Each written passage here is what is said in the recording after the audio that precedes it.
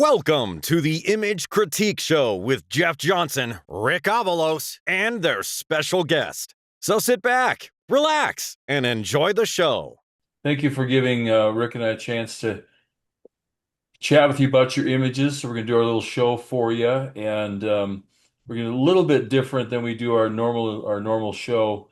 And we'll bring an image up, but I guess I don't know. Should we? What do you think, Rick? Should we each talk about it and then give a score, or should we do a score and then talk about it afterwards? Because sometimes it can be a little influencing. Well, if we want to follow kind of protocol, so to speak, so that the members, as they go into competition, whether it be at the state or MIR or whatever, maybe if we just kind of follow the protocol, give it a score, and then we can talk about it afterwards, if you're okay with that. I think that's cool. Is that good with you, Denise? Yeah, absolutely. I'll pull up the image, read the title. We'll take turns each giving it a score, and then you can jot them down and do your quick math. And Yep. it reminds me of I think the last time we were in Wyoming, remember that, Rick? We ended up with their score machine went down, so we ended up with Post-it notes. So we write, and then they have to write the score. You can picture the judges sitting five across, and the scorekeeper was way outside of the room. So we'd have to hold the notes up and wave it at them so they could, and then they'd add them all up and then read the total.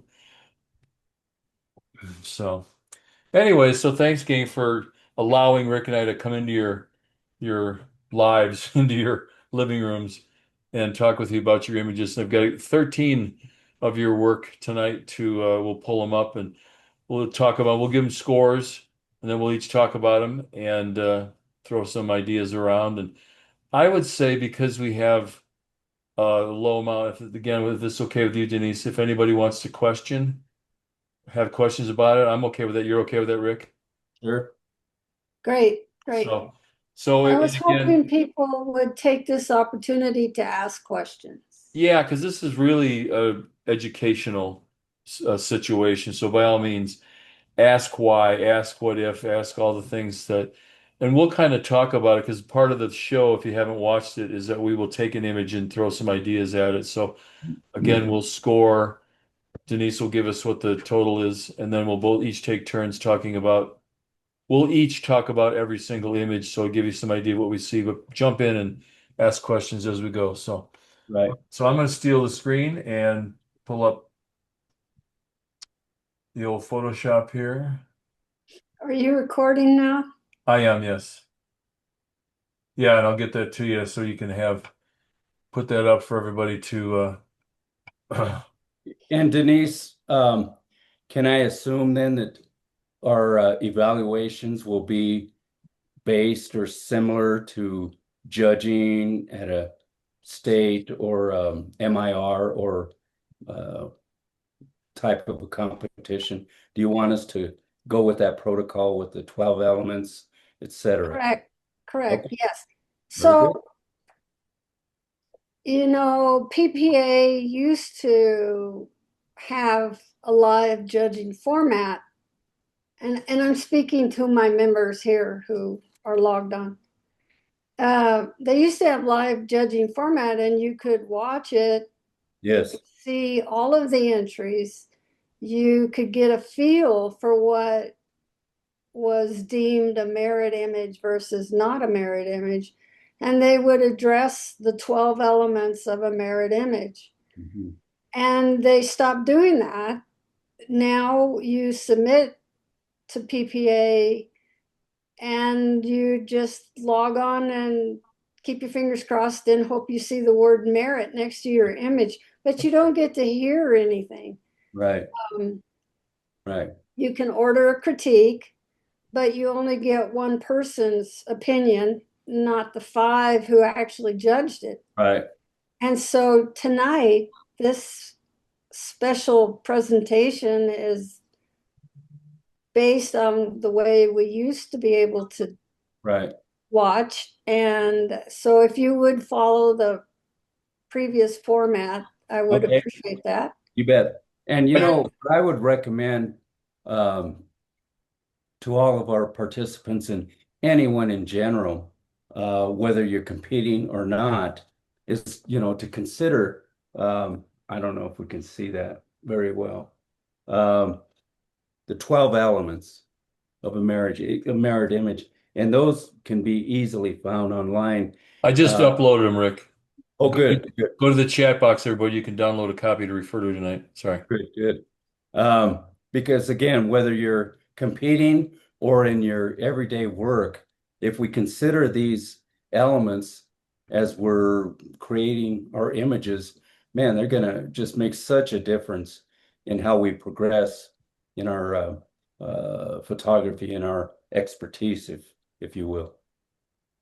And especially for PPA competitions, because this is kind of the guidelines, if you will, that um, judges use to determine where scores fall into place. So that's everything we're doing is pretty much the same way, no matter what they call it and how they score it. And it's all kind of the same premise as to how it's judged, what's looked for, and these are the guidelines that we use to determine Right. where images fall, regardless if it's a above or below score or an 81 or 92 or so. It's the same thought process. So this will be something you can use for yourself if you haven't referred to these before. It's pretty good, would you say, Rick? Just even in everyday image making. Oh, Because, absolutely, I absolutely. mean, two or three of them refer specifically to competition image, like one of them talks about the presentation and so on. But on the other hand, the other ones like impact and creativity and that are definitely technical excellence, definitely for any photograph that you do. So, Yep. all right. Well, we'll go ahead and get started here. The first one I have up is called Canyonlands.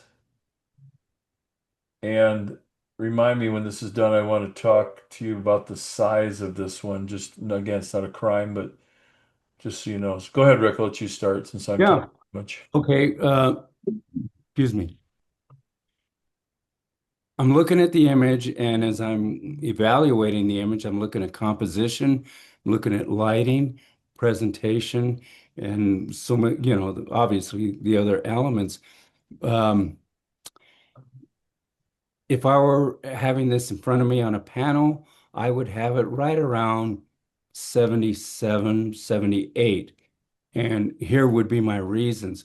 And I must say, 77, 78 is above average category.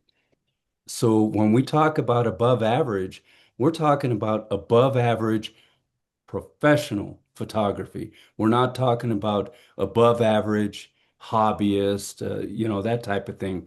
So it's not necessarily a bad place to be, but as I say that, that's not where we want to be. We want to be in those elevated categories, the excellent, superior, etc. So, and the reason I had it at that score is if you look at the horizon where the trees meet um, the buttes in the background, that horizon is almost in the middle of the composition. So I'm thinking, why wouldn't or consider bringing up a cropping from the bottom and pulling that horizon line down. So we would pull that whole image down and have just a little bit more of an interesting composition. And now, in terms of the exposure, as I'm seeing it, we've got some really blocked up shadows in the trees, camera right, throughout the range across from left to right. See a little bit of blown out areas. I should get my pen here. Right, we have tools, don't we? Yeah, we do. Some blown out areas right in the area here and right about here. I think that the background is beautiful and handled quite well. And that's another reason that I think that if we were to crop it up quite a bit from the bottom, we would pull the main interest down and see that really nice contrast of warm colors, in the foreground against the cool colors in the back. And we're going to talk about key lines in a bit, but you might notice too that the key line kind of disappears on the top. And so want to make sure if we do a key line that we see it all the way around the image. Yeah, I'm right there with Rick. I'm just going to give it a 78. Pretty much said it all, but I'll just touch on one thing that's kind of fun that we can do with the show here is to do a cropping just to show you what he's kind of talking about. I think I think the trees in the foreground are great because it gives us that foreground, and we have the middle ground, then we have the background. But the trees being a lot of this, a third of the image, dark, they kind of stop you. They kind of bring you in. So if you were to even take it up, like I'm going to go as far as even something like this. Oh yeah. So you've just got this ridge line that's inviting. It's showing us the foreground, but doesn't take over the image because the rest of the image is just super depth. Look at the great texture throughout this whole the sheer face of the rocks and the change. I mean, look at the color harmony. We've got some cool tones in the foreground, warm tones here, cool tones back there. Um, I would say if you had just a little more sky, ever so slight, give us just a little bit more. Like maybe you can see the distance. I'll get back to my pen here. This distance right here, maybe if that was the same kind of thing in these areas here, just to make it seems a little bit tight. I like that you've given us that skyline, but maybe just a little bit more. It doesn't have to be a lot. We don't need a lot of sky because you get such wonderful textures. Yes, you could easily solve the shadows in the trees to make them be not blocked up. Watch highlights like Rick was mentioning in these. These are very shiny face rocks. You get that direct sun, you get that yellow gold reflection off of it. It's an easy thing to change. So it's not. It looks kind of. It almost looks artificial. Minor thing. But man, look at the beautiful light along this ridge and a little bit of peekaboo light right there. A little bit of line right here. It's just gorgeous. And I was looking at even maybe just for fun, going back to the cropping. Sometimes that's the beauty of what we can do in the show here is all kinds of things. Maybe even taking it up into here. And then I would get rid of these trees. That works kind of cool too, but I do kind of like this, where it gives us that foreground, middle ground, background. Mm-hmm. Okay. So Denise, do you want to give the score as we're done, or how do you want to do that? Doesn't matter, you can do it later. Well, the average is 78. Okay. Okay. Then we have an image called Deep Forest Beauty.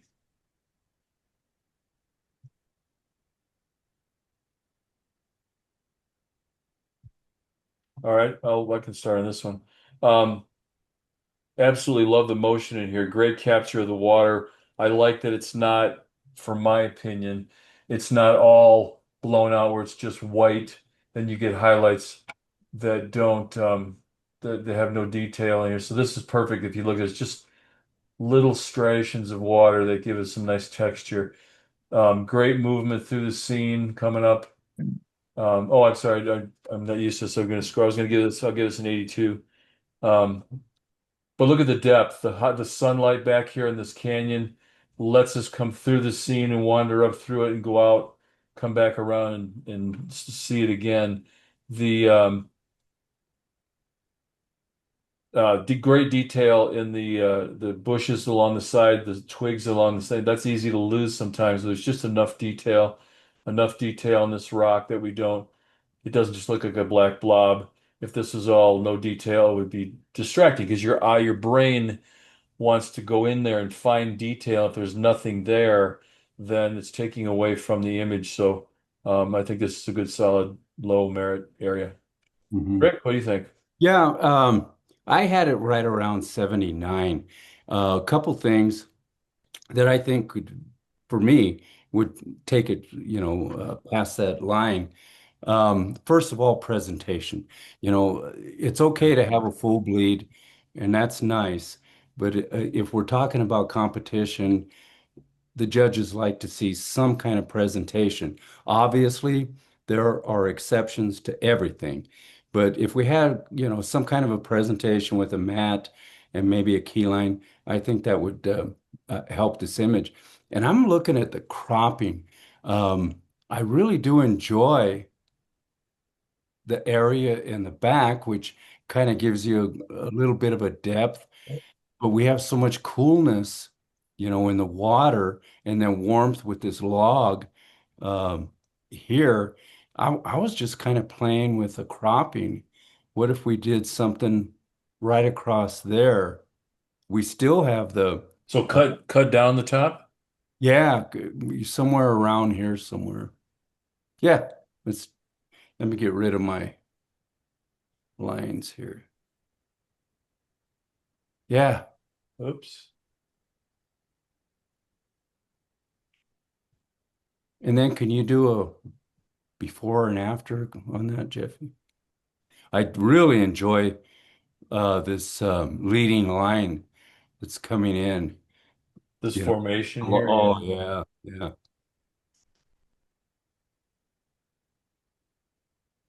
And as much as I liked that area up here, it just kind of pulled my eye out. Well, it's funny, once you said that, let me show you where I was going with it. That's why it's fun to have multiple judges because we get different opinions, we get different ideas. And that's what's fun about this is I can go in and crop the crap out of things, as we say. I Mhm. like the water, but I do like this depth. It's kind of a nice curve coming around here. But what if we were to even come up from the bottom? Maybe go something like this.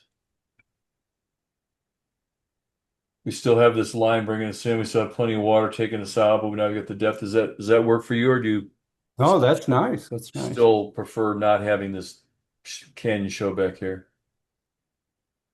Well, with that crop, it certainly gives us a a lead out, if you will, in the Yeah. top part. Yeah. And there's certainly depth to it. Yeah. And then another thing too I see is as we play with cropping, and I don't know if this will work, I'm just playing. But I kind of like this strong line coming in right here.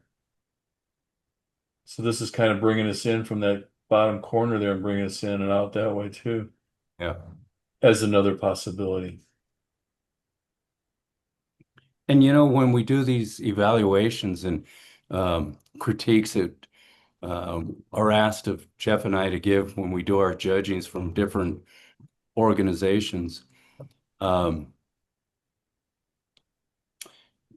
I like to recommend, for instance, just what Jeff is doing right here. Take the original one, leave it the way it is, and then just kind of consider the opinions like this crop or the crop that I was suggesting and what have you, and do side by sides. And then just kind of look at them, get away from them for a while, maybe even ask someone else to come in and take a look and which one do they like. So you guys probably know this, but in Photoshop, I do this quite a bit. I'll be playing with an image, just like Rick was saying. Underneath the image drop-down menu is duplicate, and it gives us an option to just duplicate exactly. So now I have actually two of the exact same thing. So now remember which one's your original if you've done work on. Now you can change and crop the heck out of the other one. And this isn't saved anywhere. So if you don't like it, you can trash it or you can do a save as and there you go. So right now it's just it's kind of like what do they call it in Lightroom where you can just make a copy of it without actually saving it. It's not taking up any space. So that's what I'll do is I'll just make two or three of the same image and play with different crops and sit them side by side and see what I like. And then I send it to Rick and he gives me 10 more ideas. So, As I do, Jeff. okay. So let's see. Let's move on. That was pretty good. Uh, I want to say thank you for playing with that and showing Sure. us the duplicate. I didn't know about it. And Yeah, it's a pretty powerful thing to be able to go and play. Mhm. each one of those crops gives it a different story, you know. Right. And this one is foreground, middle ground, background, and sort of lead you right through that valley, that canyon. So I really like this crop. Well, Well, and it creates a lot of motion, doesn't it, through a lot of distance. And Michael, I hope you don't. Michael Yeah. sent the image, and I didn't have a title for it, so I gave it a title. I hope that was okay. Real quick, I think you said that we could go ahead and chime in and provide Oh, yeah, comments please. during this. So, one, thank you, once again for all that you and Rick and your team Oh, does sure. with these things. oh, thank you. And secondly, I did create a border, but this last week I had zero time to create that border, so I just did it Okay. an hour ago and submitted it. So I do No have one worries. with a border. It may not be a great border, but the other thing I was going to say is, thank you so much. When that last crop that you had, the vertical crop, and whether I take some of the portion off from the left and then bring it up. I think that makes a much better scene from that latest crop that you did there. I would probably take it up a little bit so that I have that log, the bottom part of that left part of that log, um, right on the corner. So it kind of has that diagonal thing like right there. Mhm. It also takes out, there's a couple distracting parts that were right below it. But, Yeah. I was doing this, I had, until you just showed that a few minutes ago, I had no idea at all of making it into a vertical, but that makes the waterfall more significant, and there still is the leading line and all of that. Anyways, I won't keep rambling on in that, Well, but no, that's fine because I mean, the water is beautiful. We love that in the yep, tree in there, but there's an awful lot of green yep, nothingness that's just happening. And while it's not bad, it's not necessary. It doesn't make the image stronger. Here we still have that strength, that yep. middle ground, but it's not. Matter of fact, Michael, I might even go in and maybe do a little local burning and dodging and lighten this bush up just a little bit so that it Mhm. stands apart from the middle ground. Let that be just a little deeper. And Yep. then that little trick with the eclipse tool in the Mhm. camera raw. Bring some sunlight in here. Now, I say this only because Fine. I like that kind of thing. I wouldn't do it for competition because they'll knock that right down. But bring in some golden glow from the sun and hitting these areas right here, that could be a real pretty art piece. Yeah. Yeah, yeah, yeah. And there's some little, just little things like, toning this area down. There's an area here that is an eye catcher. Yeah. Yep, yep, yep. Yeah, I did that a little bit, but could certainly do a little bit more with that. So, again, I didn't mean to take up too much time No, you're with my, fine. That's why Oh, we're not here. at all. but That's why but we're but here. but this is very valuable. Like I say, the cropping suggestions that you have and the other recommendations you have definitely make it a stronger image. So I will apply those to it for sure. Cool. Thank Yeah, and let us know you. that's the other thing, Rick, when we talked about, we need to find out, set up some way so people let us know how their images do in competitions down the line. Because we've had a few people that have not because of what we say. Don't get me wrong, I'm not saying that what we say is the gospel. I mean, we think so, but you don't have to go that route. But going on that, and I'll let you know if this one here moves Yeah, forward, gets any kind of like merit or anything like that. But absolutely. having said that, definitely I can say that there's an image I had of before of Union Station that your comments made it much more Oh, successful good. down the road. So Yeah, that thank was you. an awesome image. Thanks. Well, it scored 100, so not that we're taking credit for it, but that had a lot to do with the maker, I think. Had nothing to do with the maker. It was your critiques though You're that right. led it to Why then? Okay, that- Michael, if that were true, why don't I get hundreds every time then? but Okay, thank you. moving right along, we have Disturbance in the Cosmos. What a title. I love these great titles. Oh, wow. Rick, what you think? Man, uh, number one on the hit parade of elements is the impact. Certainly has that. Absolutely. We talked about the key line earlier. I think it's an excellent choice of color. Um, there are two kinds of key line. This one is what I would consider a detached. The other would be attached, where it snaps around the image all the way around. But I think this was handled very, very well. Um, I really would consider we, toning down the light behind the subject. It almost, uh, you know, our eyes go to the area of highest contrast. So we have this beautiful subject with this bronze skin against a bright background. And I get that we want to focus in on the subject. And that's great. But I think I would take that down and maybe even go in and blur the background just a little bit because it's beautiful and so much detail that it Maybe kind of, something like that, Rick. Is that what you're thinking? I beg pardon? Something like that. There you go. Let me go before and after. Yeah, yeah, yeah. But man, what a um, as I said, impact, and there's storytelling in this image, nice lighting, the posturing of the subject is handled well. Um, I, you know, with those um, considerations, uh, I would have it in the merit category, 81, something right there. Yeah, I agree. I'd be right at, I think like 81, 82. Let's say 82. Um, because it has a tremendous amount of impact. Wonderful story. Um, even and this is hard because this is, I don't know what category you'd enter it. I don't think I would enter it in a portrait category, only because you would have a judge saying something about the positioning of the face for a portrait because you're looking up the nose, and that's usually a no-no. So if this were in if it's an IE image, or I mean uh, painted thing, um, art piece, I'm trying to say, Mhm. or Illustrator or something like that, I think you might stand a little better chance. But man, what a tremendous story. Again, the title is Disturbance in the Cosmos. It's a great, pulls the judges in. I mean, it's the kind of thing we used to sit and watch when it was live panels.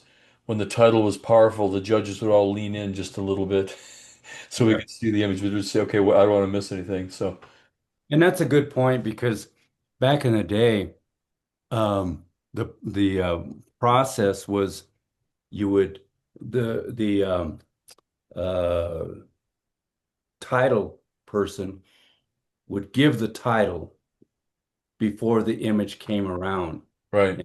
I say came around, we had turntables where the prints were on. And that was a feeling of, gave the judges a feeling of expectation. What am I going to see? And unfortunately, that happens or doesn't happen because sometimes the image will pop up in judging today and you look at it and then a second later the title comes up. Personally, I think it should be the opposite as we did in the old days. Give a title and then the image comes up. It's that bit of expectation, in my opinion, that the judge is looking for. Well, and that's where titling is so important because if you title something that really works for the image, that little hesitation, that's as the curtain opens kind of a thing. And Right. I've heard the story, what's it going to be like? And if you title it properly, man, it's going to be, Yeah. you got points right there. Yeah. So Nice image.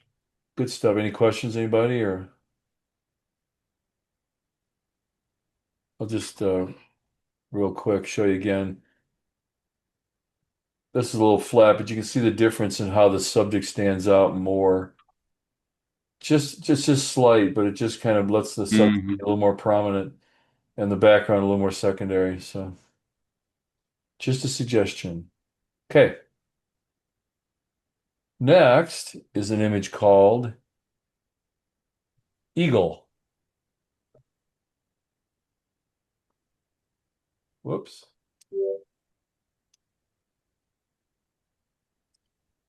So this is very powerful.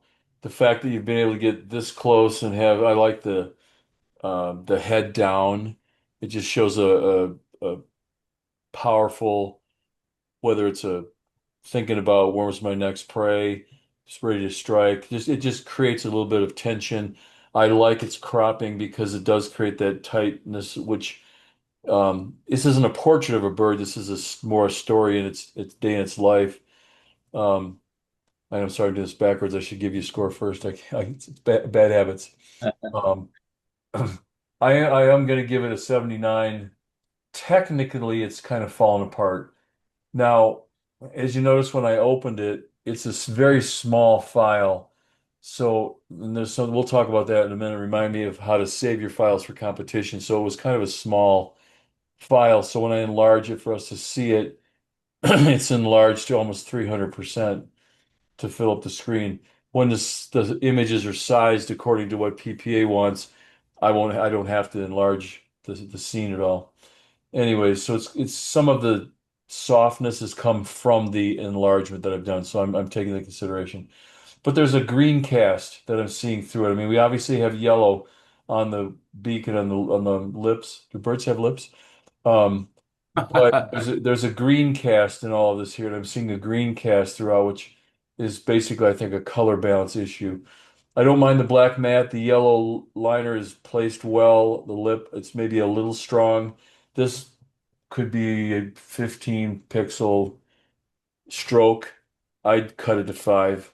The stroke just needs to be there, be visible. Mostly your matte and your stroke and your presentation is merely to meet a rule. It needs to coordinate. So just going into the image and picking colors to make the matte and the stroke is fine, but don't let it overpower it. The first thing you want the judges to see is the subject, your image, and then the mat is to support it. So if, and again, it's not a right or wrong thing, and this is a conversation you'll hear at every panel about how the mat could be different. My point of view, I maybe would have gone into something more of a dark brown of the bird back in the shadows of the feathers for the mat. I don't mind the yellow gold, but again, I would have cut that down to, gosh, 3 pixels. Um, then you might have lost it on the edge, so then detaching it, bringing it in just a little bit. Rick, your call. What do you Yeah, say? I agree totally. Um, I was at 78, 77 actually. Um, I enjoy the crop. I enjoy the fact that the maker came in really tight. There's a lot of impact there, but the key line just really pulls you out. Um, and then, excuse me, and then technically, we have really blown out highlights in uh, the beak of the bird. So that's something that we, want to consider. Um, but again, coming back to the presentation, black is always a safe choice, but if we can maybe go into something that's a little more supportive of the image itself, I think we'd be fine. Let me just show you something real quick. I'm just going to crop it inside of that yellow, and you'll just see how how much that yellow pulls the eye away. And again, we want the judges to look at what we want them to look at, and not something that we really don't want them to look at. Um, so here's the crop. Okay, get back to the other tool. So here's with the matte. The black matte I don't mind, but I think the yellow is pulling it away tremendously. So again, taking that black into not necessarily going with a lighter, a dark gray, stay color coordinated, but you can see there's some deep browns in here that I think would work well. It still go dark. And I want to just make sure, I was having this conversation before somebody said, yeah, it is a brown. So maybe it is a brown. I would make sure. Mhm. Um, but again, that yellow key line maybe just a little strong. So okay.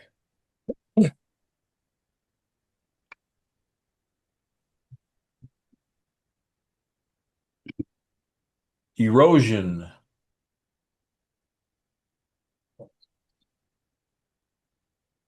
So again, that just so you guys know that little enlargement that I did is just I'm filling up the screen so we can see it better, but it's still only at 80%. So we haven't done anything to the image to make it not perform well because it was sized correctly in the first place. Um, I guess my turn. I'll jump into this one. I think I look at this and I want to say it's definitely above the merit category. I'm going to go like 86. Mhm. It has some tremendous pull, beautiful lines just in the initial impact that it has. It's very compelling. It's pulling us in. It's kind of one of those that questionably, does it have a focal point or not? I think you could maybe say this is, but I don't think it needs it. There's so much going on, so much movement. You got this line that takes us in the scene initially, but look at all these other lines and places to go. And yet, if you look at how they all kind of point back to this central area. So even if you wander off on one of these other lines, it kind of you don't get lost. It doesn't take you out of the scene, down the street, down to the grocery store, and somewhere else. It stays within the scene. The tonal range is absolutely wonderful. We talk about tonal range and contrast range. Tonal range is the tones within a zone, as Ansel Adams would talk about the zones, because it's not just it's like zone 5 isn't just one gray. There's the left side is darker than the right side. Each zone is that way. So that's the tonal range. And what we see throughout this is absolutely stunning. Little close, and again, this is just could be from my computer. The highlights maybe being a little bit blown out here. Very close. One of those things that I might address that if I'm going to take it onto a PPA competition because probably comes down to how somebody's monitor is calibrated. And we just be just because we're judges, we're not technicians. We don't know how to calibrate our monitors properly. So you just want to avoid that. Maybe just tone those little areas down just a hair so you don't have that be a problem for the next judge. But yeah, absolutely in that excellent category. Yeah, I was right around 83 on this one. I agree with everything you say. Really nice detail in the shadow areas. Couple things that were keeping me away from going a whole lot higher. Um, when we have contrast areas, like at the bottom here, I'm not saying taking this out, the highlight, or this one here, but toning it down to where it, um, blends kind of with the other tones. Because we're looking at the corners here, and as I'm saying that, up here and Yeah, up, that just caught my eye too. and I'm not talking about really heavy. I'm just talking about toning them down because now we're talking about the eye looking at four corners, you know, and it's such a beautiful image with the tonality and the range. Um, I don't know, man. I just think as beautiful as this image is, and look at this composition, this triangular composition that's leading up that spine, of the formation. I'm kind of thinking, a fine art off-white mat would really work well with this. I think you could probably get away with that or this, Matt. I think this one is neutral enough for competition. If it was going to go hang in a gallery, I would definitely go with that off-white that Rick was mentioning because that's just Yeah. classy stuff. Um, yeah, just little things like you said is if these corners, let me do this real quick here. A little trick for those of you who don't know, take your image and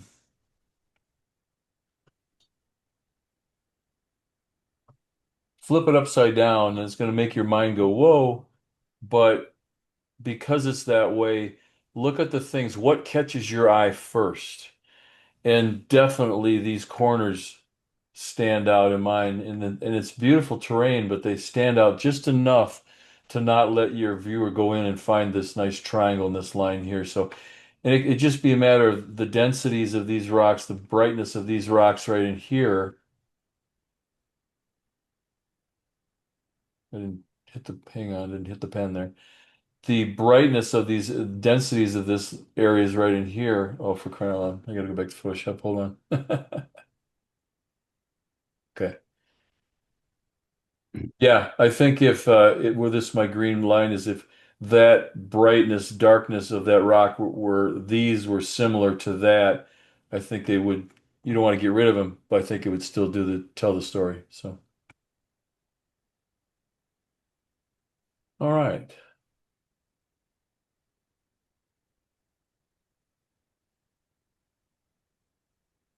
Yeah, the hardest thing is to remember to get out of the tool before I try and leave.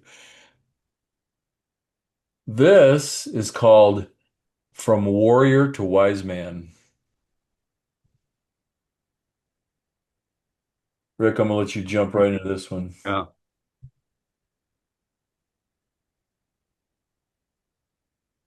I'm just enjoying and absorbing this image. Um, 83. I could probably go higher. Um, I'm not a big fan of broad lighting. In terms of a portrait, we have some concerns here. Um, you know, broad lighting, okay, no problem there. Because if we had short lighting coming in from this direction, it might sculpt the face a little more. But what I enjoy so much about this image is the story that's being told.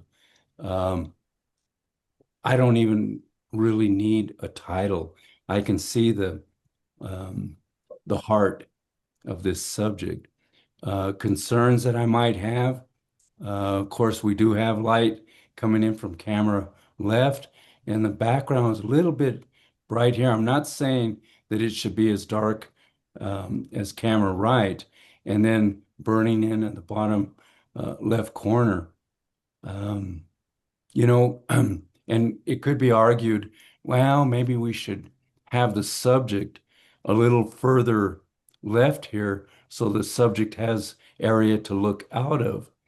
But again, it could be argued from another point of view, is the subject, you know, early in their life and in their thinking, or are they closer to where they're going? I hope that makes sense because there is so much in this image. You might even consider playing with cropping. Do we need the table? Do we need all of the background? Is there more of a story involved in the subject here? But man, such character in this subject. Beautiful.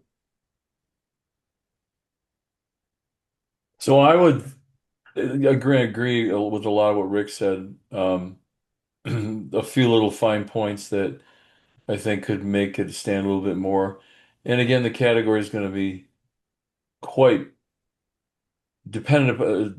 The score is going to be quite dependent upon the category. I'm going to give it an 83. I think it's right in there. It's a lot of beautiful things been done.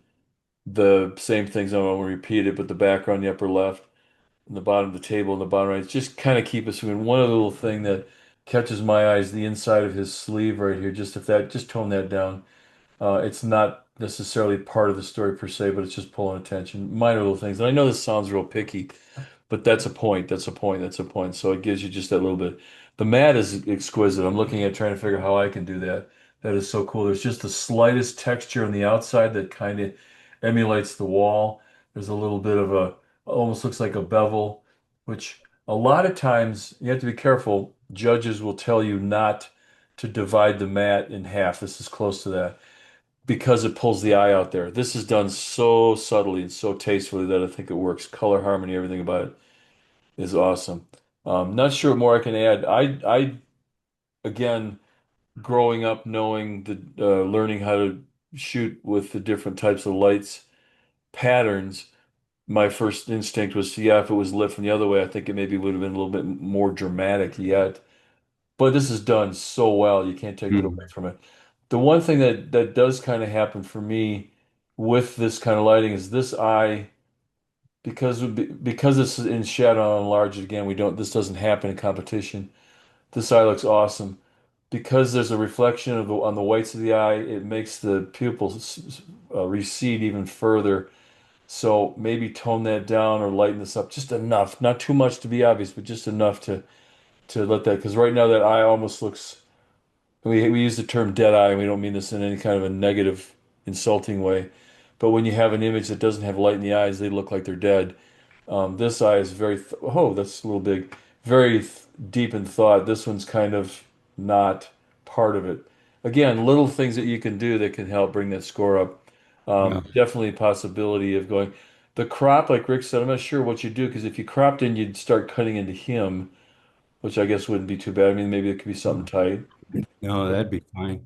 Um, you know, this is one of those images where, okay, should we come in with the light, do a short lighting? Should we Oh, for burn crying out loud. burn areas of the image? But to me, the power of this image kind of supersedes some of the technical things like cropping and lighting because of the way that the maker captured, in my opinion, the soul of this. Right, right. Like, I just feel it. How would you determine which category to put that in because of that comment? Oh, in my opinion, I'd have it in portrait Oh, all the you way. would? Because of that comment, I'm thinking, should this go in photojournalism? No, I wouldn't because photojournalism I or know it's a little more reportage. manipulated. Yeah, yeah. Okay. No, to me, this is so uh Karsh-ish. Good call. It is a Karshish. Karshish. Another word for our dictionary. Another word for our t-shirts. There you go. Good work, though. Very nice. Beautiful, beautiful. Okay. Garden of Dreams.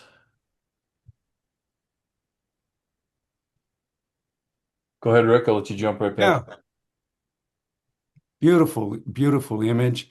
I'd have it, doggone it, right, very close, 78, 79.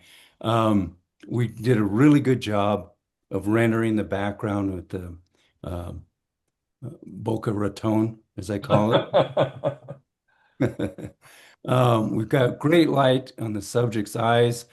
Excuse me.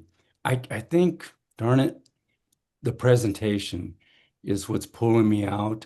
We've got this really strong, key line and the color that it is, though it is in the scene, I think it's a little much.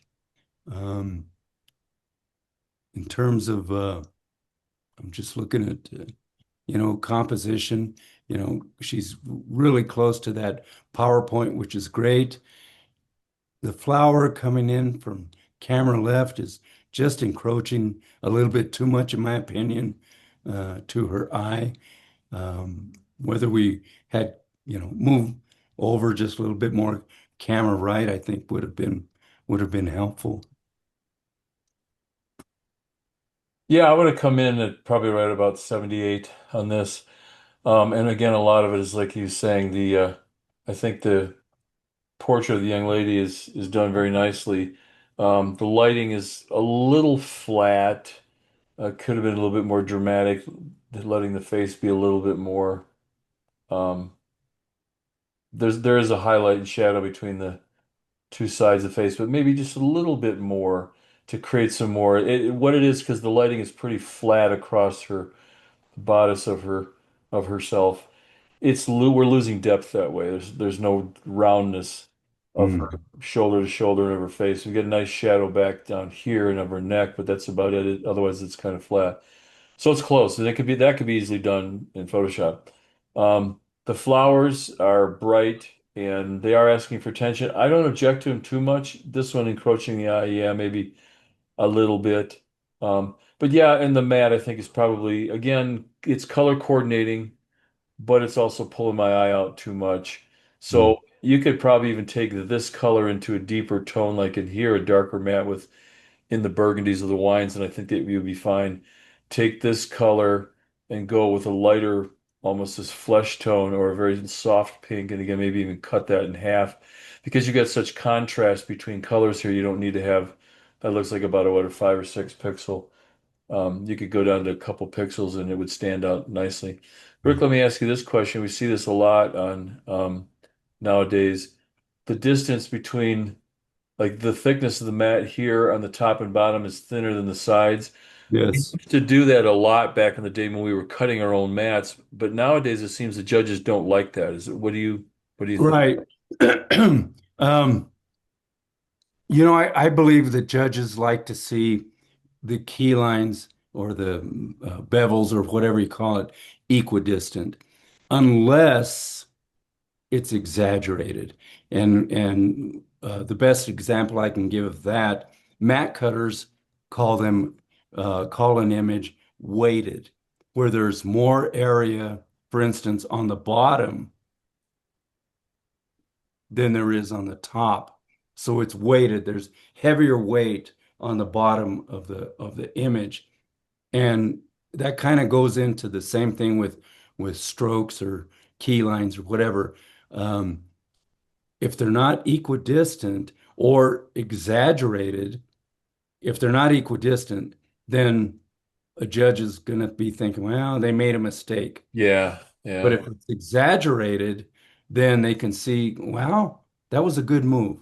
I liked what they did with that. But Jeffy, that's pretty rare. We don't see that a whole lot. Do you?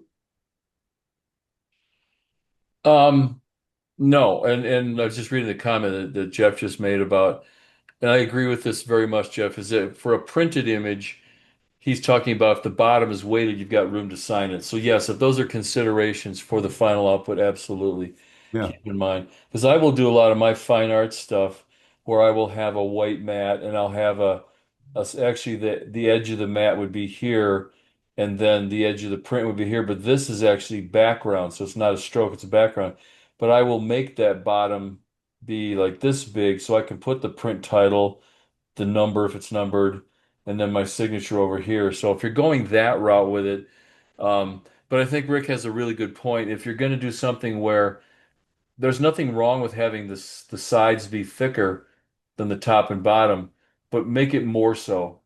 Make this even heavier. So like this is the mat and it's that thick, so it's in more of an obvious. That's what we're saying. This is so close that many times judges will think it's a mistake over a purposeful thing. Does that make sense? right. Okay. Gorgeous model.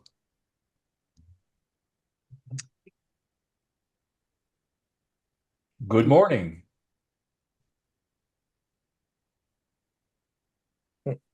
Mm. Yeah, this is lovely. Go, Jeffy.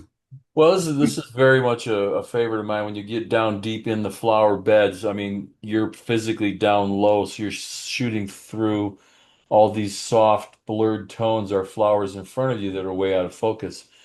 It's a style. I think it's beautiful. I don't know how it's going through PPA competition these days, but this is handled real well because these tones in here, these little bits of blurry patches right here, are flowers that are close to us.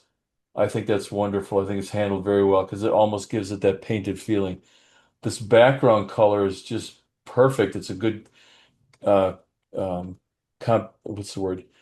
Complementary color from the greens and purples to the yellows and a little bit of almost a pinkish a mauve kind of a feeling. Can we say mauve? Is that a legal word to say nowadays? Uh, and then having these guys with just a little bit of curve, so we got some action, odd number, nice, little bit of counter support of some of the pel. This is outstanding. Sorry, it's a bad habit. I didn't give a score yet. I'd have this at 95. Um, the only thing that I might say on the other side is, and again, this is, I don't know if it's a trend or something, but the key lines are starting to happen more farther away Yeah. from the edge of the image. It's not necessarily a bad thing, but you're introducing more shapes. So we've got those two shape bodies, we've got the key line, two different colors. It's starting to get a lot more to look at. I would almost, if this were me on this one, I probably would. The coloring is great. I like the coloring. I'd probably just eliminate this guy out here or eliminate this and bring this one a little closer like that. But gosh, the rest of it, and the color, I don't even mind the color. It's kind of that a little bit of a mint. It's not a color we'll see on mats very often, but um, nicely done. Yeah. ADA And the reason I didn't go into the next elevated category, exactly what you said, the key lines. Eliminate one of them, and the one that's attached, either keep it there. I'm just looking around. I kind of lose it Kind of uh, losing it down here a little bit, huh? right in this area here. So either detach that one, but definitely, in my opinion, uh, get rid of one. And if you're going to have two, the detach, bring it in at least half the distance, maybe 2/3. Yeah, beautiful capture though. Great Beautiful, thing. beautiful image. Good stuff. My 10th, or excuse me, 13th element of design is would I hang this in my living room? So that's a good score if it does. This one is called Grandeur or Grandeur, however you like to pronounce that word. Rick, what do you think? Oh, um, you know what I appreciate about landscapes is so many of them are offered in the presentation as panos. This, you know, is a moderate pano, I guess is what I would call it. But so well done. You know, we have the um, what I would consider the center of interest, pretty darn near that PowerPoint that we want to have. Nice rendition of the sky, you know, nice um, color contrast of the warms in the foreground and the cools in the background. And you know, there are, you know, three layers here because we have this massive foreground, and then the background, and then of course the sky. I'm having this at 84. Um, I think the presentation is handled well. Excuse me. Might come in and tone down just a little bit because these little areas that we talk about every show that we have are the little details that seem to add up. And there's another one right about there.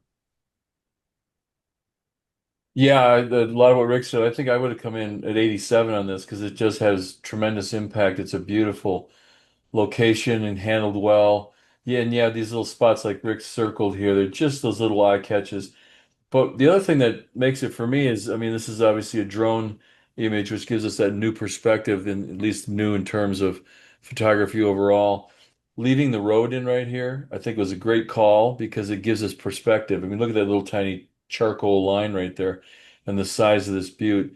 There's detail in the shadows, really gives us the feeling of depth. The sky is fantastic. White clouds, at least on my screen, starting to get just almost a blown out, and I can promise you Mhm. you'll get a judge that will say something about that one. So watch for those. But man, the tones through the clouds back here. Look at the Yeah. rain. Oh my goodness, just outstanding. And again, the matte. Again, you can see the key line how subtle it is in terms of color. Again, it's basically fulfilling the rule that says you have to have a matte and a keystroke.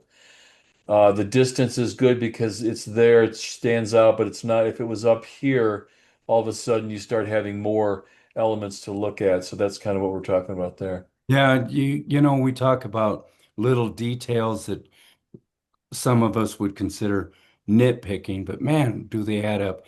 So, Because we have this beautiful cloud formation, and then we have a cloud formation up here, and that's cool. But do we really need that little dot? Do we really need that little dot? And do we really need this little formation there? Because they yeah. almost look like spots. Yeah, that's true. They kind of do, don't they? Again, that's for turning the image upside down and looking at it. And I would even question, maybe even remove this as well, all of this, and just see what you think. Remove this and just see what you think, because you've got a beautiful line of clouds all the Hmm. way through the image here, and that little bit of, and what you kind of have then is these repeating patterns of shapes. We have the clouds here, and then we have the sky that's kind of flipped over that same shape. So what it does, because they're kind of emulating each other, they become not as obvious. But Hmm. you might consider losing these just these few dark clouds. I think you might have a little. It's pulling the eye up there. It isn't necessary. It's kind of where we're going with that. So And why is it pulling our eye up there? It's an area of contrast. right. Yeah, good call. Because it is. Can I ask a question? Yes, please. So I think the maker might be on with us tonight. Yeah. I'd like to ask him if removing those objects is allowed. It might be allowed for landscape in MIR, Right. but it might not be allowed in IPC. That's correct. It's allowed for MIR, but not IPC. Is that true? Okay. Yeah. So, Okay. also, Ken, what do the judges say generally about landscape depth of field? Do they want to see sharp focus, foreground, middle ground, background? Or do they accept the fact that the background, the way our eyes see it, is going to be a little bit blurry? Well, in this case, I don't think they'd have a problem with the mountains in the far background. Comments that I've heard before are, if it's blurry, it needs to look like it's supposed to be blurry. Kind of like that doesn't flower, show. Sorry, like Ken. that flower picture a minute ago. Right. There were blurry elements that were supposed to be blurry, and they were not distracting or anything. It really added to the photo. But if you got if I had flowers in the foreground, with a different perspective of something like this, I think they'd either want it to be really blurry or sharp, not kind of just a little bit blurry, from experience that I've seen on comments before. That's kind of a tough call because depth of field is a compositional element. So Right. I don't think there's a right or a wrong there. I understand what you're saying. If you got big flowers in the foreground that are out of focus but not really blurry, it's taking away from the composition. But questioning, because I've had that conversation many times, the background this far away being soft is acceptable, it's normal, it's a choice. But I've Well, heard judges say no because it should be sharp. But it's that's atmospheric too. exactly. Several years ago, I had a sunflower photo that had a big sunflower right as the foreground element, Right. and it was nice and sharp, and the background sunflowers were much softer. I don't recall any comments on that the background sunflower should have been tack sharp, because it was close to the camera, and with the depth of field, they are going to go soft. Right. Interesting. Can I make a couple quick comments Yeah, on that too? sure. Yeah. By the way, Ken, fabulous image. I love this one all the way through in that. Going back to the question about MIR, IPC thing and that, and a couple of the distracting elements that were discussed as far as like, can you remove them? Can't you? In IPC, I think you still can if you're using clone stamp. It's kind of interesting. You can't just like circle it and No, you're not allowed to use clone stamp in IPC. okay. You can dodge and burn, exposure, Okay. color, stuff like that, but you can't add textures. You can't use clone stamp Okay. or healing, spot healing to remove elements. I knew spot healing you couldn't. I thought they You still can allow- remove dust spots or things like that. Dust spots, yes. Okay, But I thought clone stamp you could, but you but I can't remove those clouds Right. for Okay, IPC. okay.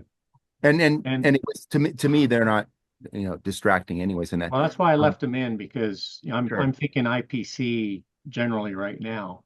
So that's why I left them in. If So- I put so this in it's- MIR shooting for an IE, I would probably take them out. Right. But again, they don't look bad to me.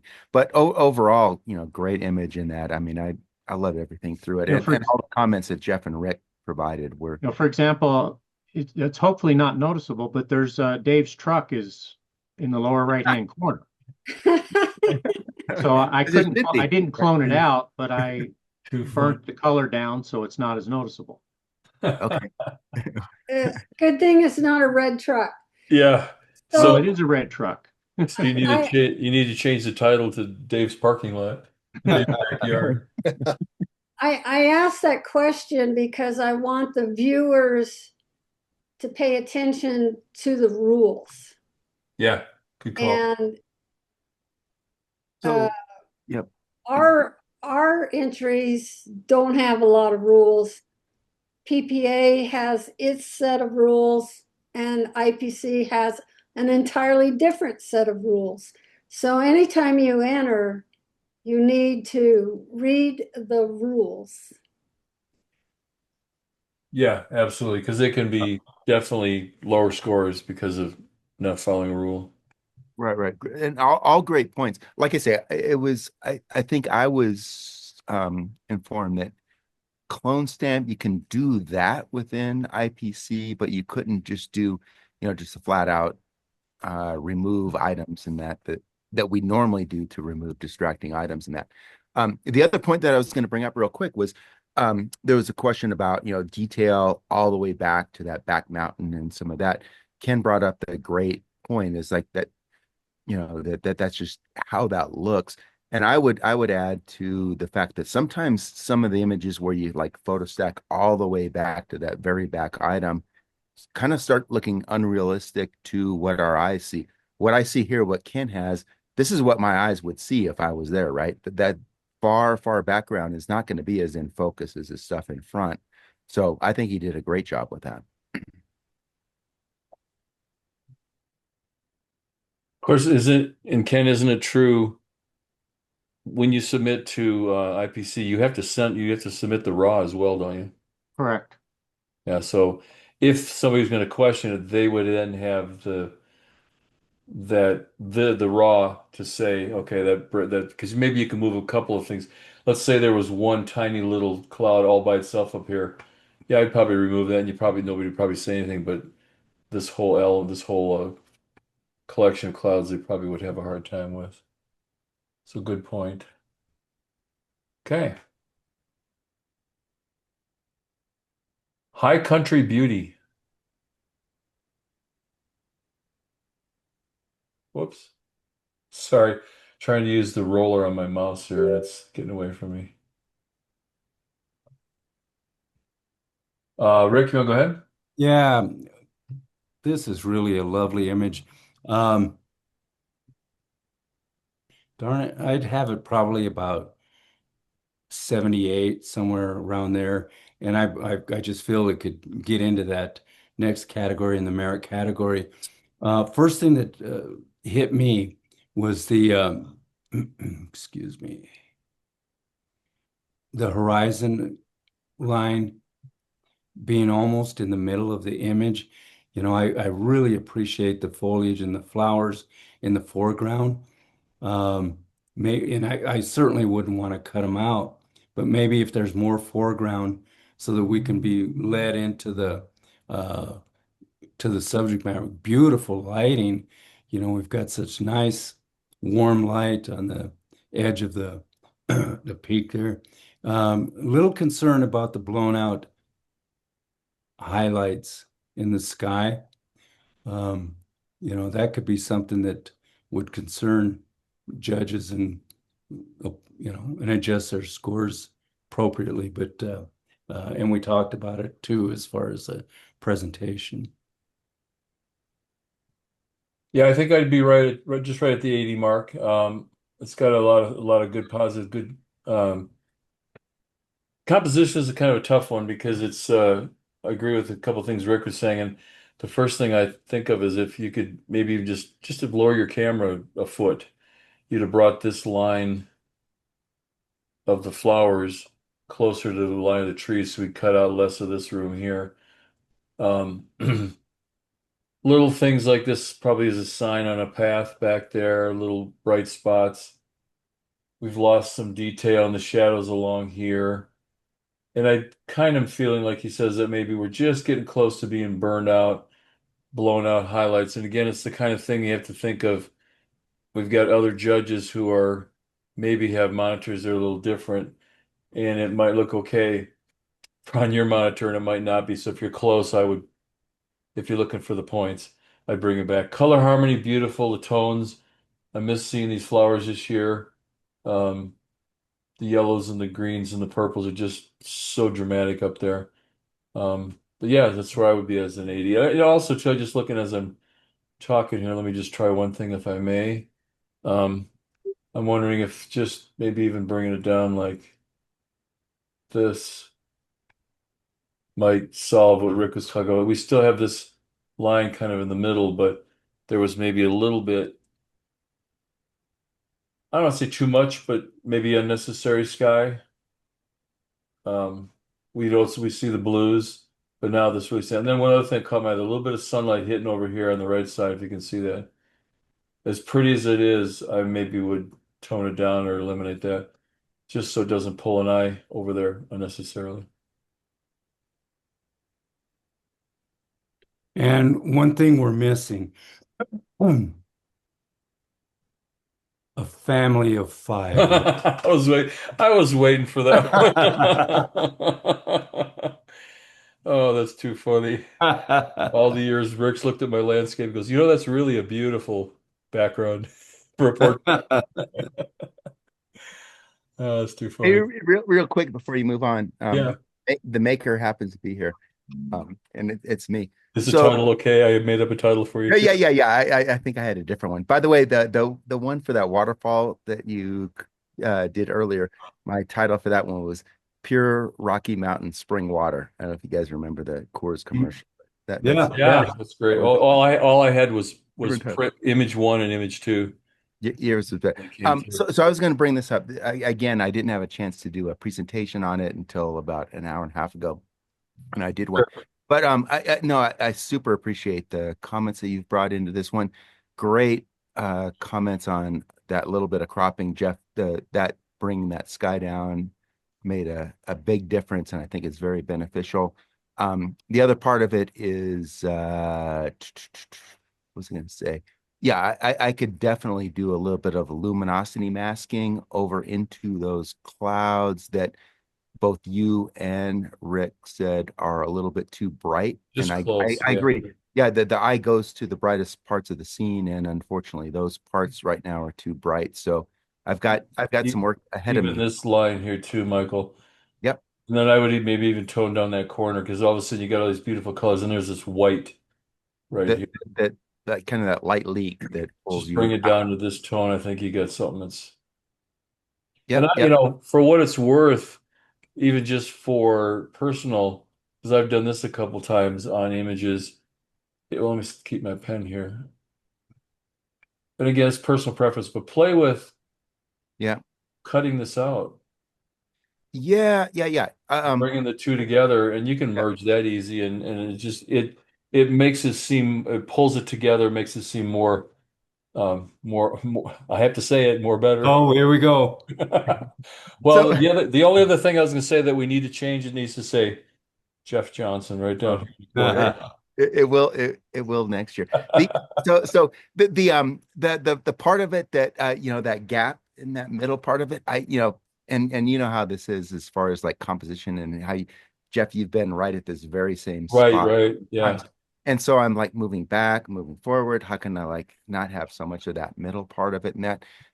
But I didn't want to like lose if I move a little bit further down, then I completely lose those yellow flowers that are there. Oh yeah, you got to stay high, otherwise you're going to. I was, I was doing everything, but I given time and plus, I'm instructing other people in that, so I can't just only pay attention to my image. So anyways, you know how it all goes, but I will apply some of the very things that you guys have, the great suggestions you provided here, and I will make this hopefully a little bit better in that. Plus, I mean, because I know you can't. If you lower the camera, you're going to lose the yellows. Exactly. That's what I'm saying. Go in and splice a section out of here and bring it together, and I think you'll have something that covers both. Yep. And Michael, it comes to a decision. Is that bad?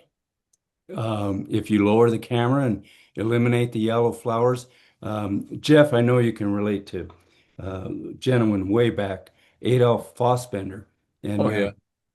when he talked to his students, one of the students was actually my instructor back in 1977 at Winona School.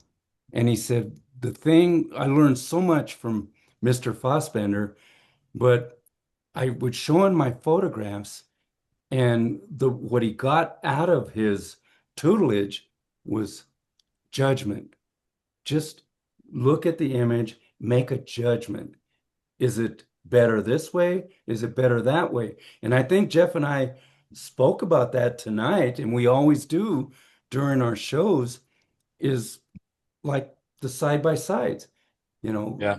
Right. okay, Yeah. we've got suggestions to do it this way. Here's the original. Here's the one that we're going to alter based on the suggestions, and look at them both and make a judgment. And what it boils down to, and man, all of our instructors in the brilliance with the brush, almost to a person, I think they were to a person, art is art. What pleases you? You know, express yourself in what pleases you. And I think that's That's good. the bottom line, really. Yeah, yeah. I mean, these And- unfortunately, as important as these competitions are, they tend to channel us into a certain way of looking at things. And think about even the words that we use when we're helping you out in the shows. You talk about what the judges are going to say. That doesn't have anything to do with art. Right. It really doesn't. And then I would take these two trees or do some of these trees too, Michael, and they're right there. they're just too distracting, everyone says. So once again, they again, going back to the feedback you guys provide on these things is so valuable compared to other channels that we go through and that to get feedback. And everything you just said, I'm looking forward to going and making some adjustments to that image. Thank you, Good. Michael. Yeah, thanks for Very saying kind that. of you. And all we're trying to do is just point out some different points of view so you can go and pick what you think is best. And hey, if what you have done that you showed us you feel is the best one, then that's the one you go with. Right. I mean, we're not going to, Rick and I are going to be not happy, but oh, I did the wrong thing. This is called minor eruptions. Holy mackerel. You go, Jeffy. Uh, I mean, a lot of times in scoring, the best score is what comes to your mind the minute you see it. The minute you kind of lean in and start picking things or doing this, whatever. I mean, this in my mind, I easily go to the extraordinary category, the 90s. Yeah. I mean, Yeah. I'm gonna say 93 I as I was look at it. 94. I was What's 90. that? You I said was 94. okay. But here's the thing that goes through your mind is you think is, oh, okay, so why is this not a 98? Why is this not a 97? Why is it not 100? So then you start looking at it, and there's really, I mean, honestly, when you get to an image of this kind of impact, this kind of quality, the first thing you go is, damn, I wish that was mine. Once you get past that, then you start looking at, and it sounds, again, I use the word nitpicky, and my dad always told me not to use that term. But that's what we have to do at this point, not to try and bring it down, but if we're going to give it a 97 or a 98 or a 100, and again, there's no word is perfect. There's no such thing as perfect. But what is it that we would change to bring it up there? And the only thing that, I mean, that comes with one little spot right here, and again, it's that minor, this little guy right here. And I would call that, even for IPC, I would call that a dust spot. That's a boulder, it's got light on it, but and maybe these spots on the edge, um, like that's a red one. So it's if it's a vehicle, a mining vehicle or something, minor things. There's another one over here, minor things. I don't know, as far as what IPC says, maybe that's definitely a no-no. But but my point is there's nothing wrong with it.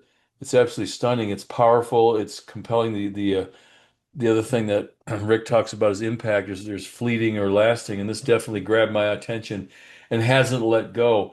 Look at the texture of the smoke, the moisture, whatever in the valley, the volcano there, and coming out across the valley.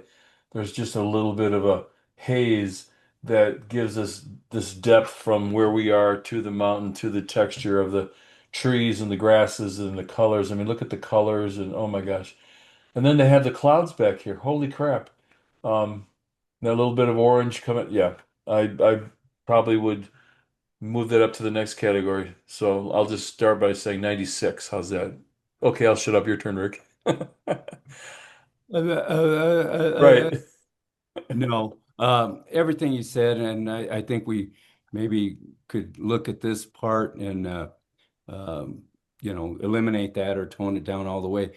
We talked about this months ago when Tim Mathieson was our guest, and there are some images that now I'm not saying, and we can talk about this, but I'm not saying necessarily for competition, but as a fine art piece commercially offered to the public, in my opinion, this would make a beautiful, beautiful metal print.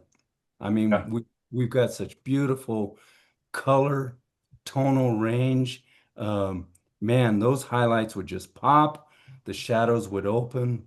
It's gorgeous. A 60-inch, something like that. What score did you put on it? 94 Okay. out of the box. Yeah. Think of this hanging in I'm assuming those are mining facilities down there. There's a lot of roads and lights, like maybe trucks or something. So imagine a 100-inch metal print on the CEO's office or the boardroom. I mean, that would be absolutely stunning. Oh, man. Hey, thank you guys. That's my image. That's real good feedback. I'll apply all of those things. Looks like I forgot to upload the image with the border, so my mistake there. Well, But an interesting note here is, that smoke that's on top of that one volcano and that cloud that's over the furthest volcano, Yeah. that's actually coming from the volcano. okay. These volcanoes are actually live, and Where every is once this, in a Dave? while. Where is this, Dave? It's in Indonesia, Mount Bromo in Oh, Indonesia. wow. Wow. Yeah. Have you been to Haleakala in Maui? No.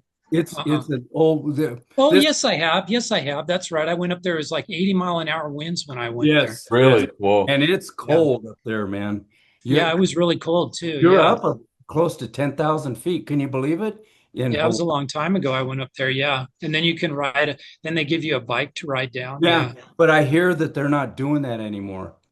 Oh, that's too bad. That was really Yeah, fun. because the cyclists have too many deaths. I mean, it's a steep hill coming down. It is. But therein lies the rush of bike riding. So Beautiful, beautiful image, Dave.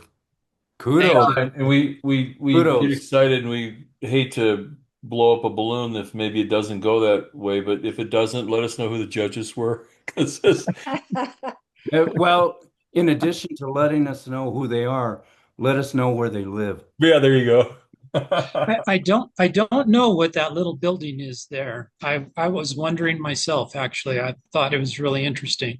Somebody be living that close or working that close to those active volcanoes. That's a great image. Yeah. Thank you. Hey, real quick, Dave, congratulations. I'm looking Thank at you. flights to get out to this place like real soon right now. But the smoke, and this is gorgeous. I mean, the tonal contrast and all that kind of stuff throughout. This one, I'm hoping you're thinking about submitting this into IPC and everything. Every contest that you can put this one through, because this one, I'm looking forward to seeing you up on the stage next year with this one. So, Aren't you the gentleman, Michael? Watch these you, clouds. man. Watch Love you. these clouds, Dave, because I can see people saying so. It's so close. Highlights, just don't let those get blown out because those are the kind of things. When we get this high of a score, we start looking for the nitpicking Absolutely. that will take it down. So little things like that. And it's funny, Rick, we haven't even talked about there's no border on it. Yeah, And well, Dave again, for addressed that. IPC, it doesn't matter, but that's how powerful this image is that we didn't even make that comment. yeah, and Dave said that he had a bordered image Right, that this right. one. Yeah, right. But that's what I'm saying. We didn't even say anything about it. That's how powerful the image is. Yeah, Anyways, right. Oh, there you go. Yeah. Good stuff. Good job. the I think I put in the comments that I scored this one 100 I in saw my that. Yeah, personal mind. And that's only because we can't go to 110. exactly. So, and I don't know. Thank you very much. I appreciate it. Actually, I was chasing that image that was one of the images I was chasing when I went to Indonesia. So Wow. it's really an experience. All these people, I mean, there must have been 400 or 500 of them gather on the cliff to watch the sunrise and watch these volcanoes, and they do it like all the time. And the Wow. only way to get up to the cliffs is there's this really long chain of Land Rovers from the 60s and 70s that bring you up there, and no one else has a permit to do it.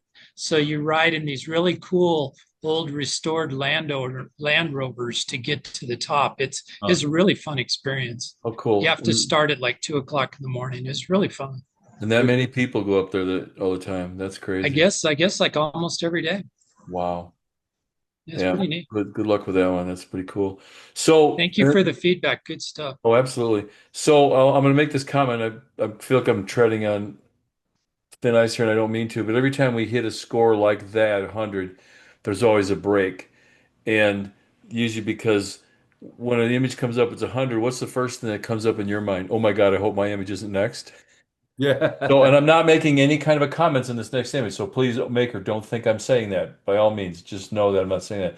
I'm just making a point that a lot of times when an image comes up that scores that well, Yeah. there will be a break to kind of basically it's like somebody hands you a sorbet and you're cleaning your palate.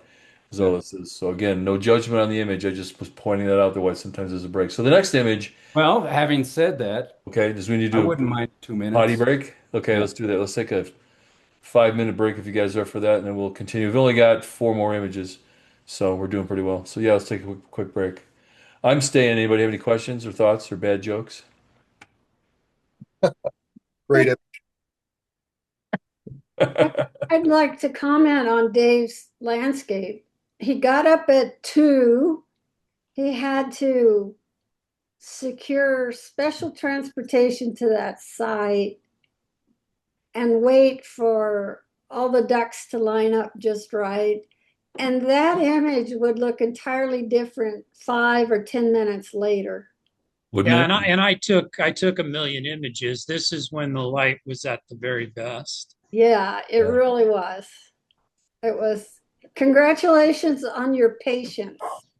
Thank you. And can I add something that I like about this particular episode is the discussion of scores, which I hadn't seen before. And so I think that's helpful to give you, because a lot of times you'll get feedback, but maybe you don't, but the score helps you, I think. You guys giving it a score, I think that helps a lot. Well, let me ask you this, Dave, and since you and Michael and who else is in the room that sat on the show before Ken, Denise, excuse me. We kind of, from the beginning, decided not to talk scores because there had been several incidences, and not with us, but other judges, where, and this happened to a good friend of mine too. He actually, the image sealed, and then when he went to send it back in for the national, and this was that many years ago, he got feedback from a judge and suggested making a change and told him that if you do these changes, you will score this range. He made the changes. He didn't. As a matter of fact, it didn't even merit, and he hasn't entered an image since then. And now that's the extreme, but we don't want people to, because number one, I'm not patting myself on the back because my shoulders won't even let me anymore. But we don't want to come off as being we're helping. We're trying to give you what we know. But we, even when we first started the show, Dave, there was a couple times we kind of put scores, and I actually had somebody email me and say, "Well, you said this was going to get an 83 and it didn't." Like, Uh, because there's people that no matter what you say, you said, and we don't want to play the game. So I don't mind, we don't mind getting into the conversation, but we kind of avoid it as a general. And it's funny because all of our guests we've had 24 shows now, we've had that conversation with every guest and they, oh, thank God, we don't want to go there. So not that we don't want to, not that we wouldn't talk to you about it, because I know it does kind of help, but that's kind of why we haven't done it. So Well, Yeah, in Yeah. it kind of depends on where you are in the journey. yeah, it People does. that are just starting out with image competition, the critiques and the comments are probably more valuable than the Yes. score for them. But, and Dave can correct me if I'm not speaking for him in this case, but in my case and probably Dave's case, we've gone through this for several years now Right.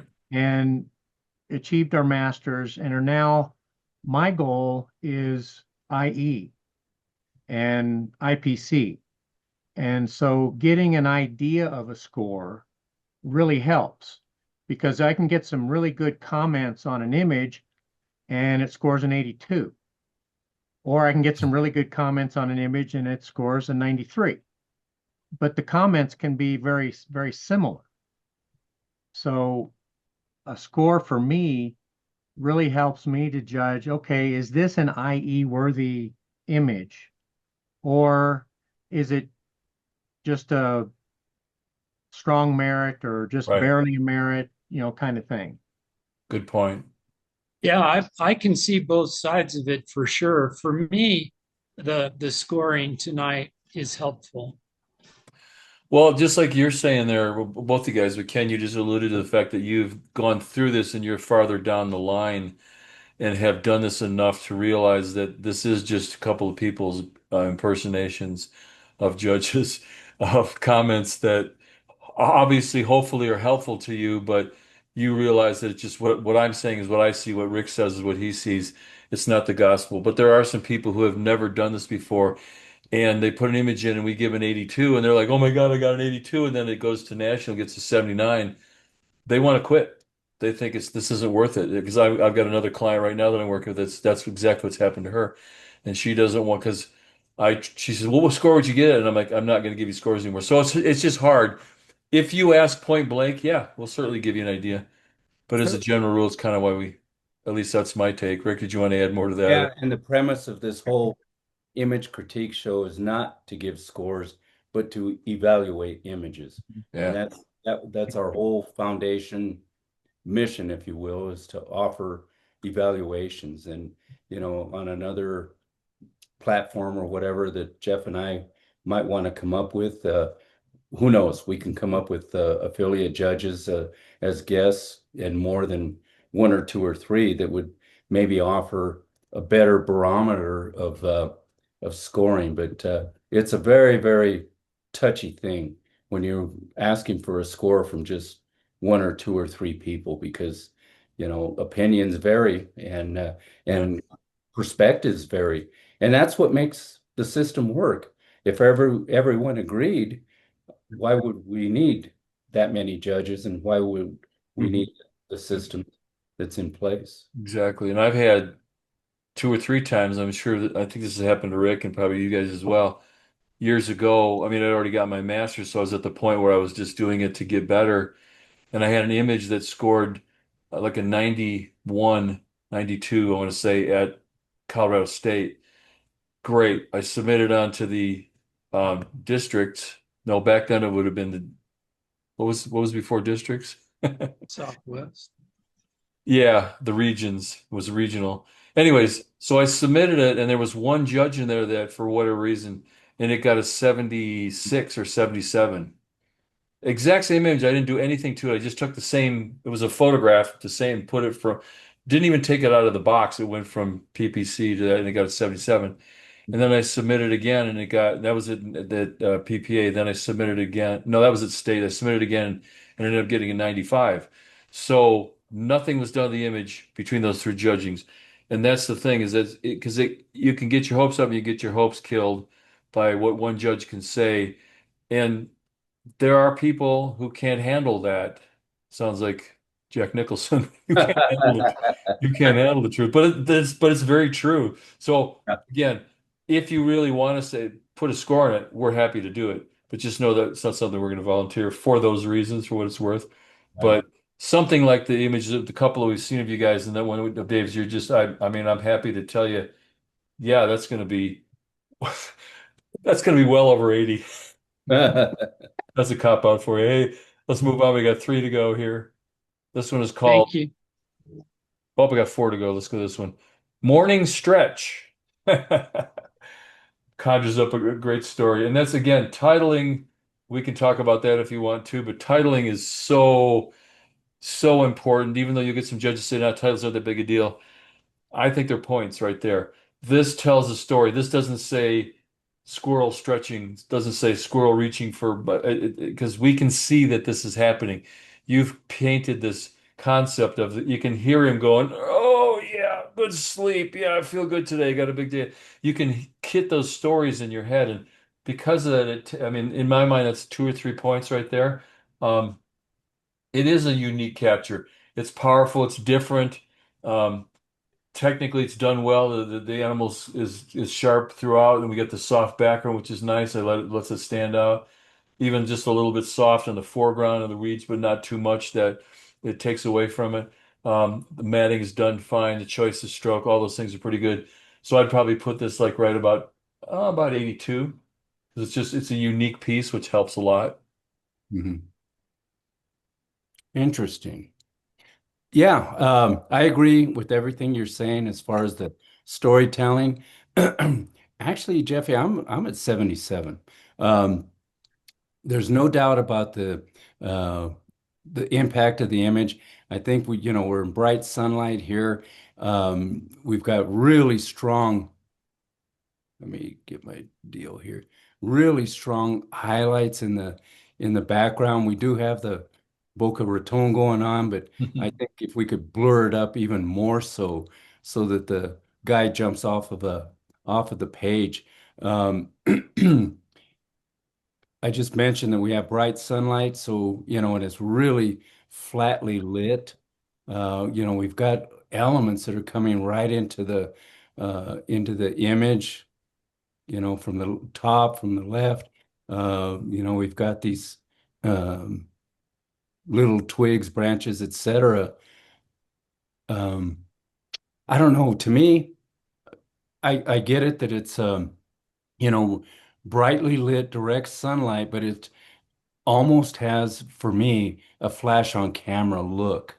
So that's why, for me, the impact really waned after I first saw it. But 76, 77, you're talking about, again, above average professional photography. Well, I guess my question would be, how do you, as a nature photographer, how do you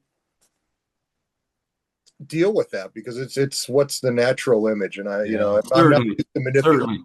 And it certainly is. That's a And tough one. Jeff and Dave and Ken can address this better than I, but when I look at landscape photography, we see a lot of images that are that are photographed that maybe aren't the optimum time of day. They're either, the light is too high, um, or it's just not sculpting the subject. And sculpting is a big thing for me in what I try to do. And it doesn't matter what the subject is. It could be a human in a portrait. It could be life like we have here. It could be a landscape, a seascape. But light, in my opinion, for the successful images, sculpts the image. So, what I'm thinking, Jeffrey, is just, trying to find the direction of light and moving with your position, Right. how it can help to sculpt the subject that we're photographing. And I hope I'm not too harsh. I'm just trying to, I was actually referring to the background because that's one of the hardest things. And I mean, I try to move up and down, left and right, but I mean, in that case, there was nothing you could do, unless you right. And you know what's you make a good point, Jeffrey, because imagine this on a poster, allowing a lot of space above it and having some really cool, like a meme type of a thing. And I Mhm. would just sell them by the truckload. And it comes back again to what Jeff and I were talking about in terms of judgment. Is this something that we should enter in competition? We need to make that call. And like I say, I want to be fair. I want to be honest. Um, I'm just not sure that this would carry into that category. I But understand that. again, commercially, I see some great Yeah, possibilities. absolutely.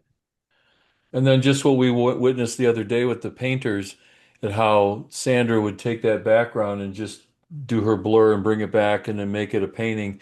It could be a phenomenal art piece with those techniques done to it, still incorporating what you have here, but softening that background a little bit so it's very subtle. It's just a little bit more of tones and patterns as opposed to the strung. And that's tough because we do have the situation where we find the bird is the one we've been chasing all day, and now we have to shoot into the sun or at the dead tree branches that are wrapping around it. And it does come down to the question, okay, I got the bird, I got the picture, the bird looks great, but the rest of the scene, is it competition worthy? And again, nowadays, I think we didn't have that option before, but if you're going to submit it into an artist category, you absolutely just change the paint it. If you're going Right. to go IPC, then no, you just have to say, well, it's a great shot and sell it to a calendar company or something like Rick said. So, Mm. um, and the other thing that we hear a lot of times is I judged for another group not too long ago, and somebody had presented, so they'd made this, and they were actually kind of mad at me for it and made this point of, I took 4 airplanes and walked, 20 miles deep into the jungle of Africa to get these lions laying by the water. And I was like, wow, am I on the spot? What do I say? They were absolutely beautiful, but they weren't anything special. They were just lying in bright sunlight, no composition, nothing. But he expected to get a high score because he went that far. That has nothing to do with it at all. You can travel the ends of the earth and do a mediocre photograph, or you can step out your backyard and create 100. So those kind of things I think sometimes fall into play because it's not a normal. And again, there's no judgment there, Jeff, on what I'm saying Yeah. with Oh, the yeah. photograph. But just No, I just have, sometimes that because we get a cool picture of a zebra, if it's a zebra just standing there, okay, it's a zebra. Yeah. Oh, and or you can travel the ends of the earth and get a shot like Dave got that we just yeah. talked about a few minutes because And that maybe, that was sculpting with light. yeah. I'm the right time of day, great exposure. Um, would that have been the same scene, Dave, 3 hours later? No, no. No way. Yeah. No, and I guess this is the first It time was quite a bit different just a few minutes later, actually. I Sure. believe that.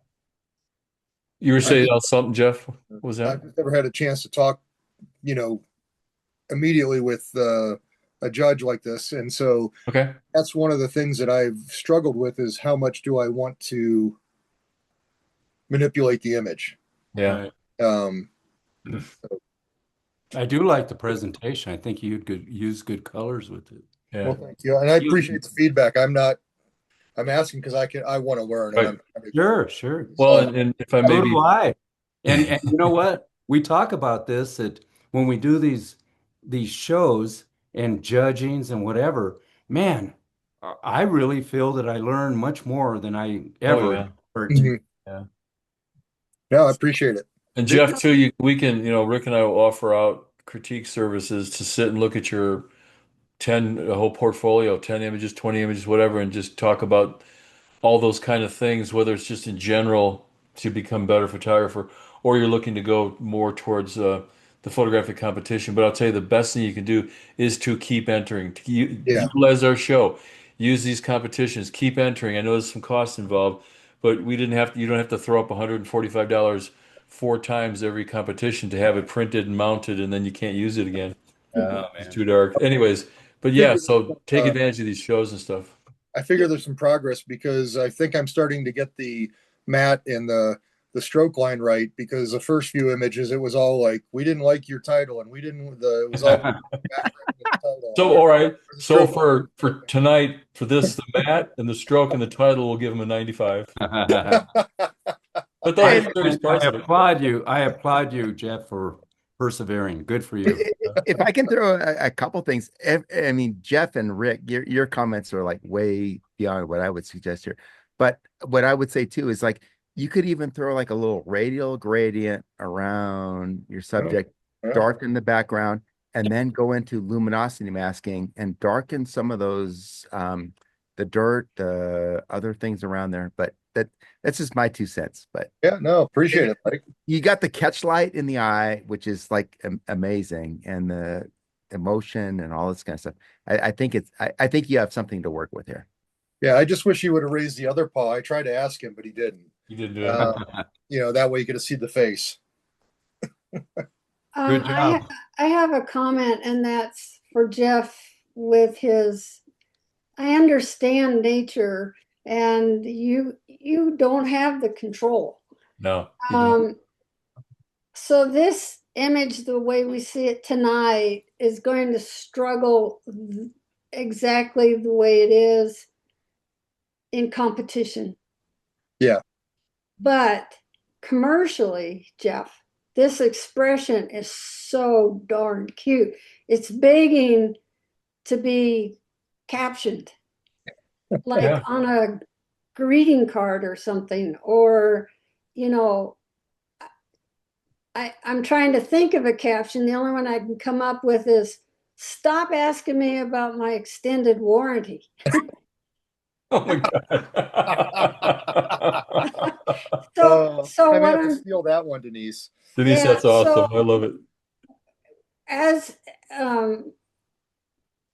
generally speaking, trying to pick out, and when you're trying to curate your images and decide, is this one competition worthy or is it commercially worthy? That's the question Yeah. you have to ask yourself.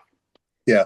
Well, and it's like some of my best images that sell don't, you know, do well in the competitions, and Yeah. vice versa. And I understand that, but it's always one of those things where I think this is about my 10th or 11th image that I've entered in any of the MIR, you know, reviews, stuff like that. And so still very early on.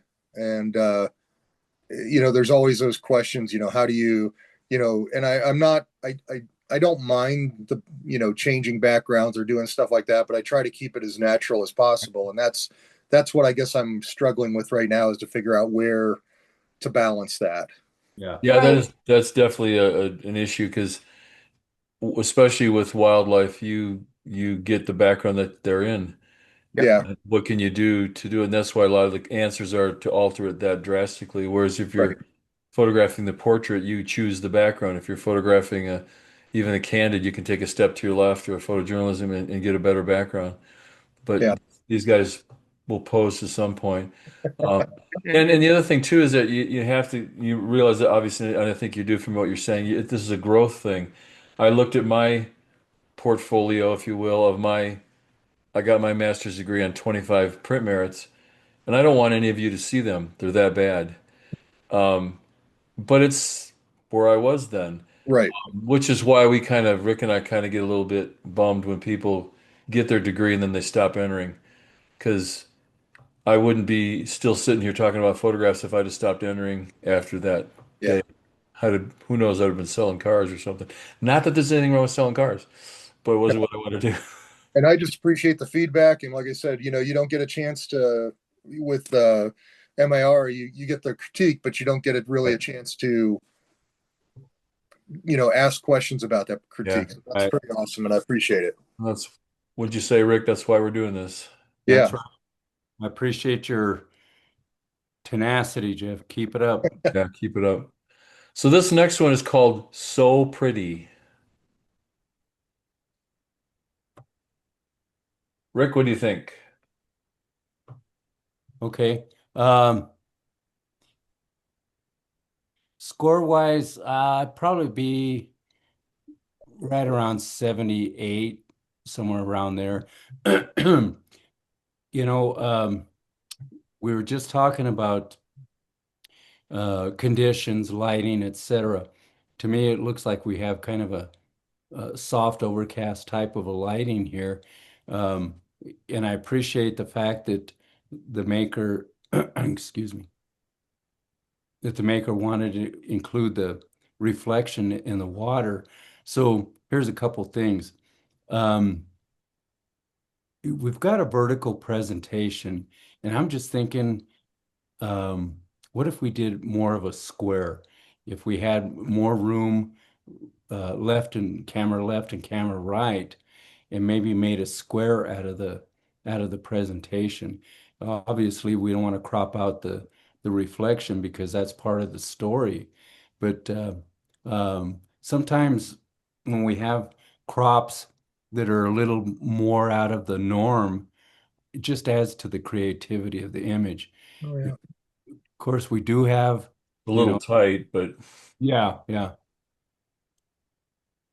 But we can always build up or add a little more background to the image.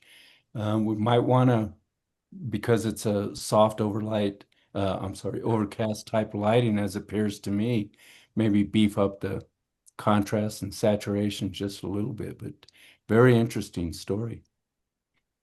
yeah, and I think I would have probably scored this 76, 77. Let's say 77. For again, a lot of the same reasons that Rick mentioned. It's the bird and the background are so close in color that it just seems very flat. Again, the lighting isn't obviously in shade, so it's very flat. So the bird doesn't have its own, it's just part of the scene. It's not a bird with the scene. The reflection doesn't stand out. I do see an awful lot of noise, so it looks like the image has been sharpened. Just watch those kind of things, that if you're trying to sharpen up the rocks and such, that you don't let it go too much in the shadows, because I'm seeing an awful lot of noise. And it even feels a little over sharpened in the bird itself too. Um, but yeah, those are kinds. And again, Rick always laughs at me. Oops, let me go the wrong way. Hold on.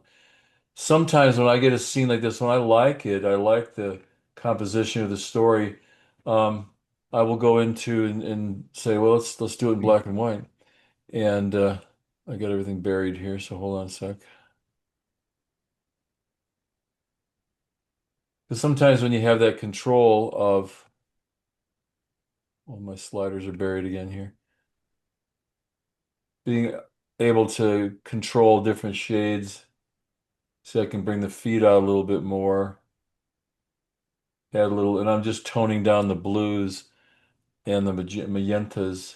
Hmm. And it just makes the bird stand out a little bit more. And then it's a little bit flat. And so let's go to, just grab a levels layer and maybe just pump up the contrast or the brightness just a little bit here. Bring down the blacks a little bit more. So we can create a little bit of separation there. The bird stands out in the reflection more. The bird stands out. Just little things like that can pull it apart. But you can, like I said, from the original image, the bird kind of gets lost in the story. And here's where, the mat's not bad, but again, it's black against this. This is really a middle to almost higher key tonal range of the scene. We've got a really black mat. Not horrible, but I maybe would have chosen something that was something in one of the blue grays, brown grays, something in the background there. Um, so again, it's a neat capture of the bird, but for competition, probably not. Yeah. Thank you, guys. Hey, Jeff, could you select subject, invert, meaning go to the background, or just select background Mhm. and then darken that background? I wonder if that I would give probably you could. separation. Yeah, it was like 8:30, almost 8:45. I mean, I'm shooting probably 8 or 9,000, 10,000 ISO on this one. Sure. Yep. So Yeah. think about, I don't know how well you know your tools, but think about what you can do in Lightroom and Camera Raw with the masking panel. If you haven't played with that, you can do some phenomenal stuff and still keep your image looking pretty realistic, where you can select out the bird from the background and make those changes and things like that that would Okay. bring that pop to what we're talking about. It's sort of where I was going with this is I love the image as far as like the bird, the reflection, right to Yeah. left, right, left to right. But to darken that background, you might be able to, if you could select subject, and if that also works on the reflection. I'm not exactly Yeah. sure that You works. can. But You can. I but just didn't want to take the time to do it. I think you could really make that bird pop out against that background and make a pretty beautiful image. I love the story on it. Thank you, Mike. Appreciate it. It's so funny. 10,000 ISO. And Jeff and I were thrilled back in the day when Kodak came out with Vericolor 800. Yeah. Say, It was a mess too, if you remember. oh yeah, Yeah, the things we can do now. no kidding. Two more to go. This one is called "The Floor is a Stage." Rick, what do you think? Lovely, lovely. Absolutely. We've got really nice lighting on the face of the subject. Excuse me. Um, I'm kind of thinking that we um, should maybe not have such a strong vignette in the corners. It's okay to draw our eye into the subject, but I really feel that the vignette, especially against the lighter colored floor, pulls our attention out of the image. But it's just a really nice figure study of this young lady. Um, I guess I'm kind of waffling between the rendition of her ribs. She has such a beautiful shape to her body. Maybe, and again, let's do our side by sides. Take it one as it is right now, and then I'm just. You want me to do that, or are you just talking? Yeah, no, go ahead if you Okay. would. I just want to show you, all I did was go to the shadows and highlights, just opened up the shadows here just a little bit, that pulled that out, because when they weren't there, we kind of get some. I like the overall darkness, but I was just pulling out little shadows there. Yeah, and you know what, Jeffy? Can you do like a horizontal panel crop from the top and the bottom? I understand that we've got the robe or whatever it is she's laying on, but yeah. When you hear that kind of a yeah from Rick, you know we've struck gold. Well, that deals with the corners. The vignette's cool, but those corners are just asking for Yeah, attention. they're heavy, aren't Yeah. they? And then maybe down from the top a little bit more. Because we understand what that garment is or whatever. Yeah, Yeah, you don't necessarily need to see all of it, do you, to make it? right, right. And if there's space left and right, I would recommend allowing a little bit more. And gosh, this is What score did you put on it? oh, I'm sorry. As I see it here now, 82. And then of course we're going to do a presentation on it, but I really like the lighting on the face. And there's nice fall off from the highlights to the shadows. Do you think her skin tone is a little cool? It could be warmed up a Especially little against bit. the red. Yeah, it could be toned, yeah, tuned up a little bit more. And maybe that's what we're supposed to see, kind of a alabaster type of look, almost a statuesque. I like that. How do you feel about this hand pose? I'm not a big fan of seeing the back of the hand. Um, but I'm wondering if the hand was further back here, then we'd have a big mass here that we would be looking into. And you have to be careful too when you start pushing the hand, especially in a figure study like this, be careful where we place our hands. I hope that says the message that I'm talking about. Yeah. Yeah, I'd be right in the low 80s there, let's say 81, 82 as it is. 'Cause I think it's a great concept. The impact is strong. The little things that we talk about, the cropping and such that we mentioned, I think could make it that much more better. Little things to watch for, and this is again stuff that judges talk about, is posing because we're trying to straighten the foot, which is usually a what do I want to say, a feminine thing, but we've created a crease and a little more, it makes the calf look a little heavier, and then the straight line is too. We've got this nice delicate turns and curves, and all of a sudden we have this strong straight line. So a little bit of bend would have been fine. The hand could have been placed, even just rolled a little bit on the side of the hand, so the thumb would have come up and just a little bit, so bend the wrist, so it would have been a little bit still up on the hip, but maybe bent, so it'd be a little bit more of a curl. I think it could have even been placed down here again on the side of the hand, which would have complemented the curve of the leg here. The face is gorgeous the way it is. You could even do little things that, again, in retouching for points, just going in and toning down the shadows between the ribs.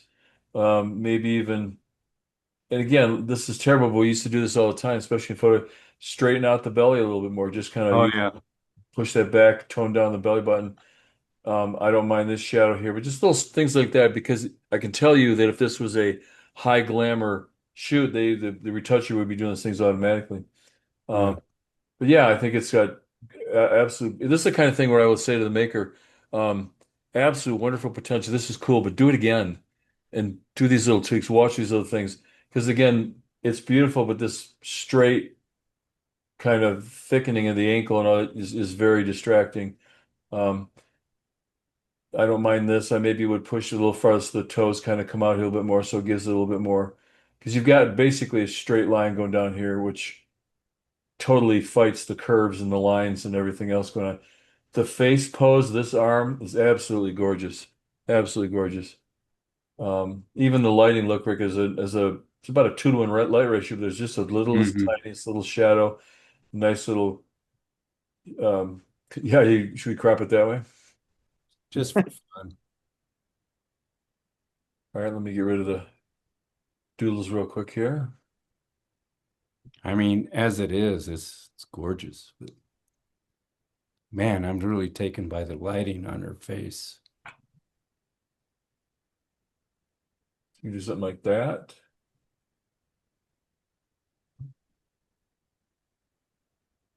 Or let's see. I really don't have a problem with her hand, and I'm with you. This I'm not hand? a fan of the back of the hand type thing, but yeah. I'm not liking this. I like what it's doing to her and all this, but I don't like what it's doing to the arm because then hunk of arm there, that's not good. But Yeah. just look at the rest of it. Otherwise, this is phenomenal.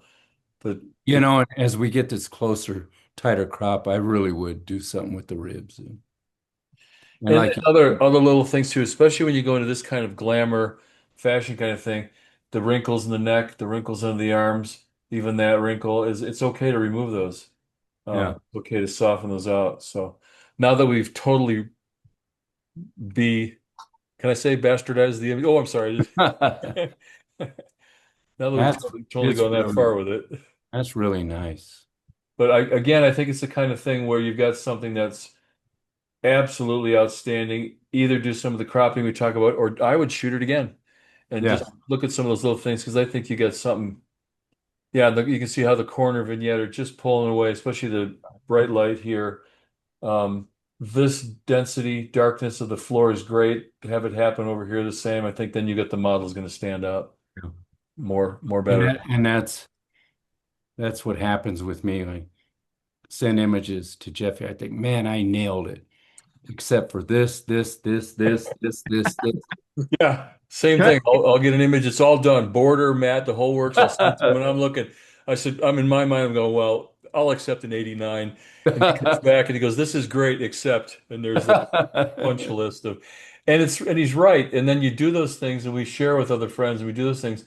And then they do get those scores because well, we all know Richard Stewart of it. And I don't know if you know his routine, but he would make a version and send it to 20 friends and give feedback and then make those changes and then tweak it and send it back out to those. And he would go through these iterations and get this image competition by committee kind of thing. And that's what we're doing. We're trying to help. Hey, I got one more here for the show tonight. This is All called right. Tomorrow. grand finale. Oh, Ooh, nice. pretty. Go for it, Jeffy. Yeah, what a powerful. I like that you didn't make it go straight up and down. We got a little bit of lean. We've got obviously the lean of the stem, but then it leans in, and with the flower kind of pulling down, we have some great movement throughout. Um, the exposure, the crispness, the colors all through. The background is handled very nicely. A lot of times, I don't know if it's a general rule, one of those no-no rules, but green mats don't usually do well. But when it works, look at how nice the key line is good. I'd have a hard time not giving this thing upper 80s. Let's go to 89 with this because I think everything about it is very powerful, tells a good story. The impact is lasting. It's not fleeting. I'm looking at my list real quick here. The presentation, the center of interest, all good stuff. The style is basically very stylistic in a sense for this kind of imagery. So, Yeah.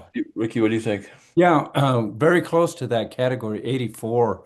Uh, I agree with everything you said as far as the presentation. The key line is handled very well. Lose it just a little bit here. And I'm kind of that kind of guy. If we have a key line or stroke, either attach or detach, just so we can see it all the way around. I was a little bit concerned about the area here and the brightness that maybe we should bring down on that spine of light highlight there. But no, great image. I like that in the background we have diagonals because so often the backgrounds are just so. Wait, here comes that word. I beg your pardon? I'm just waiting. Here comes that word. Well, yeah, and it's a good Boca Raton. Oh no, I wasn't talking about that one. Which one were you talking? The word we always laugh with Dennis. Oh, more better? Juxtaposition. Oh, juxtaposition. Yeah. Sorry, I didn't mean to interrupt you there. That's okay. And other things like right here, where we in the background where we have the foliage and then it goes into dark, maybe blending that a little bit so that our eyes aren't pulled to this area. Those are the kind of things that caught my attention.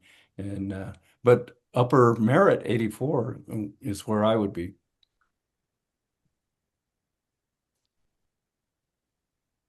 Anyway, that's my story, and I'm sticking to it.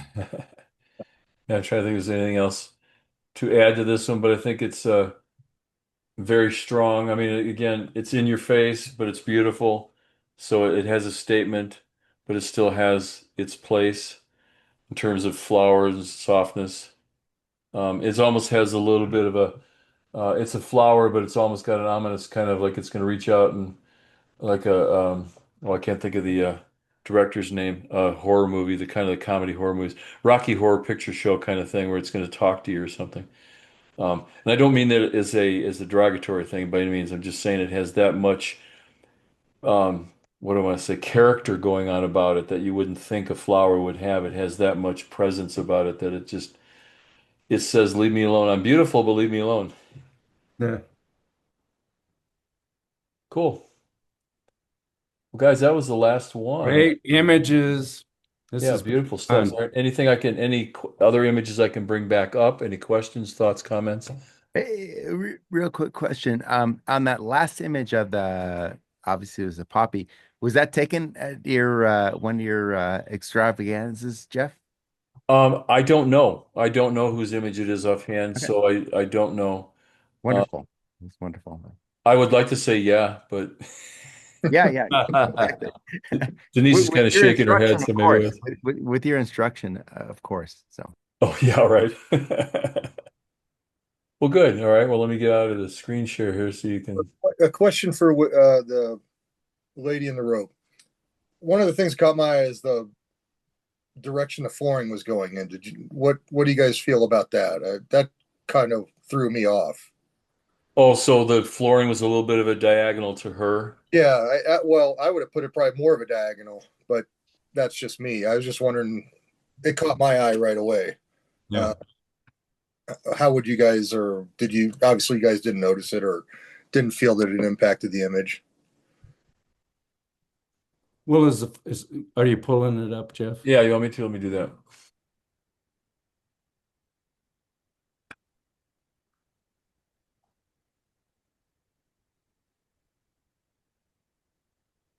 Yeah, it's actually pretty much the same direction, almost same direction she is.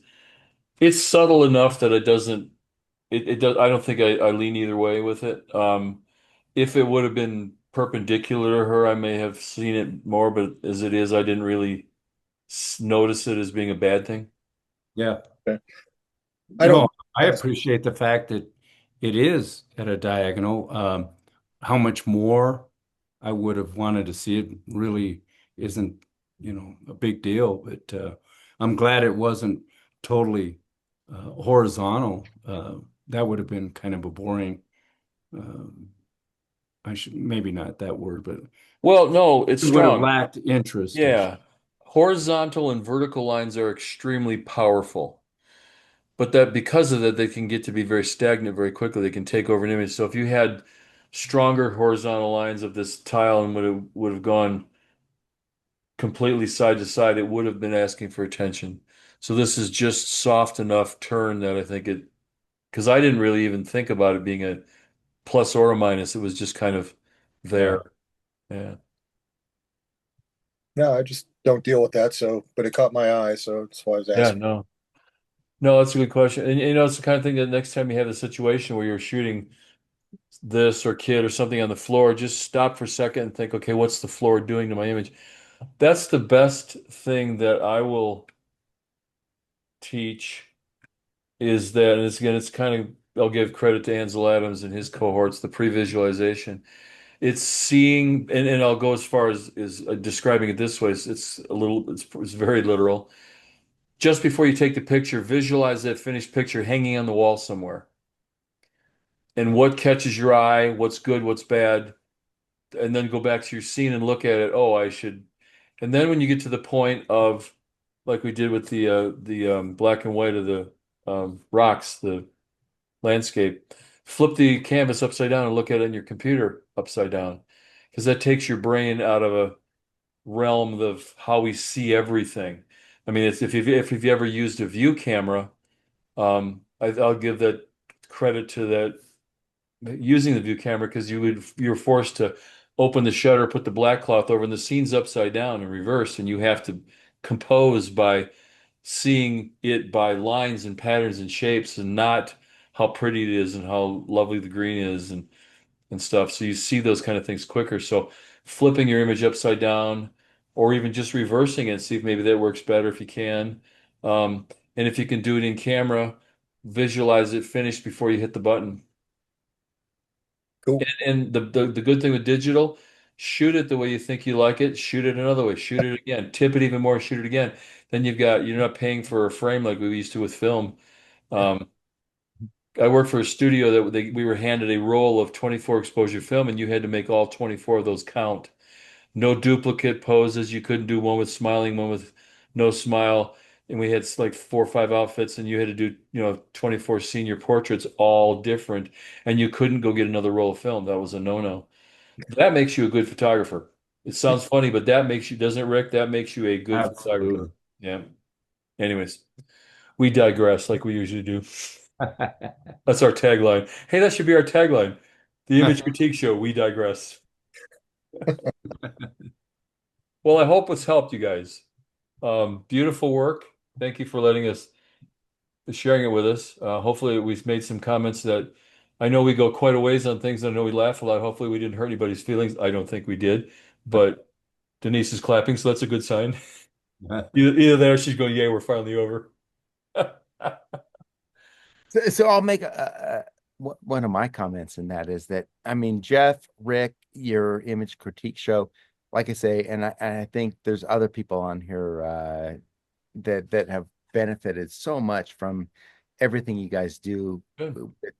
Not just like, presenting to groups and things like that, but this program that you guys provide here is, like I say, I know my images, I submit them to you, and then I do that before I go to IPC or before I go to the any other PPA programs and so forth and that. But every time I get feedback from you before I go to the next level. And every time I'm sure that I'm getting better scores ultimately because I've gone through this process than if I just submit them without going through this process. Well, thank you, Michael. Thanks, That's Michael. very kind of you. And maybe think there's a new T-shirt, the Image Critique Show, more better scores. Okay. So, hey, I thought of something I need to share with you guys real quick. That's where my brain's gotten these days, but I don't tell you right now. Normally we have a show this Thursday night. There is no show this month. So the next show will be August 28th, I believe it is. So don't submit anything because we won't be there. Thank you guys so much. This has been wonderful.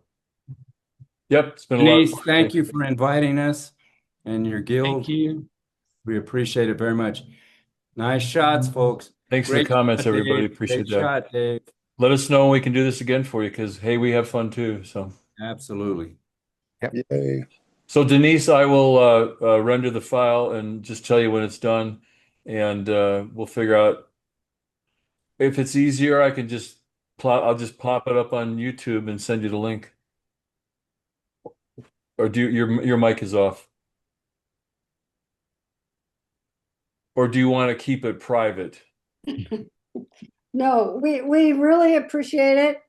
And going on YouTube would be an awesome way Okay. to share it. Okay. I'm just finishing up the show we do with the painter ladies. So give me another couple days, but I'll have something up for you. Yeah, no rush, Real soon. no rush. And thank you both. Welcome. You're I welcome. look forward to sharing this with all of our members. I'm Very hoping they get the bug and say, "Hey, I want to play." That's the idea. And I wanted to introduce the Image Critique Show to everybody. Yeah. So they could take advantage of your opportunities and all of your wonderful critiques. Thank you, Denise. Thank you very much. Jeff, feel free to reach out if you want any more personal help on your stuff. We've worked with Ken and David's gone, but and of course Michael and Denise. So Yeah. And Jeff and Rick for sure. I've got a couple other groups that I want to introduce you guys to for sure. So we'll.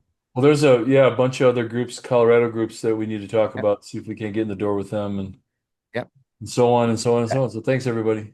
This is fun. You guys. Thanks, guys. Night. All right, Good night. Night. Jeff.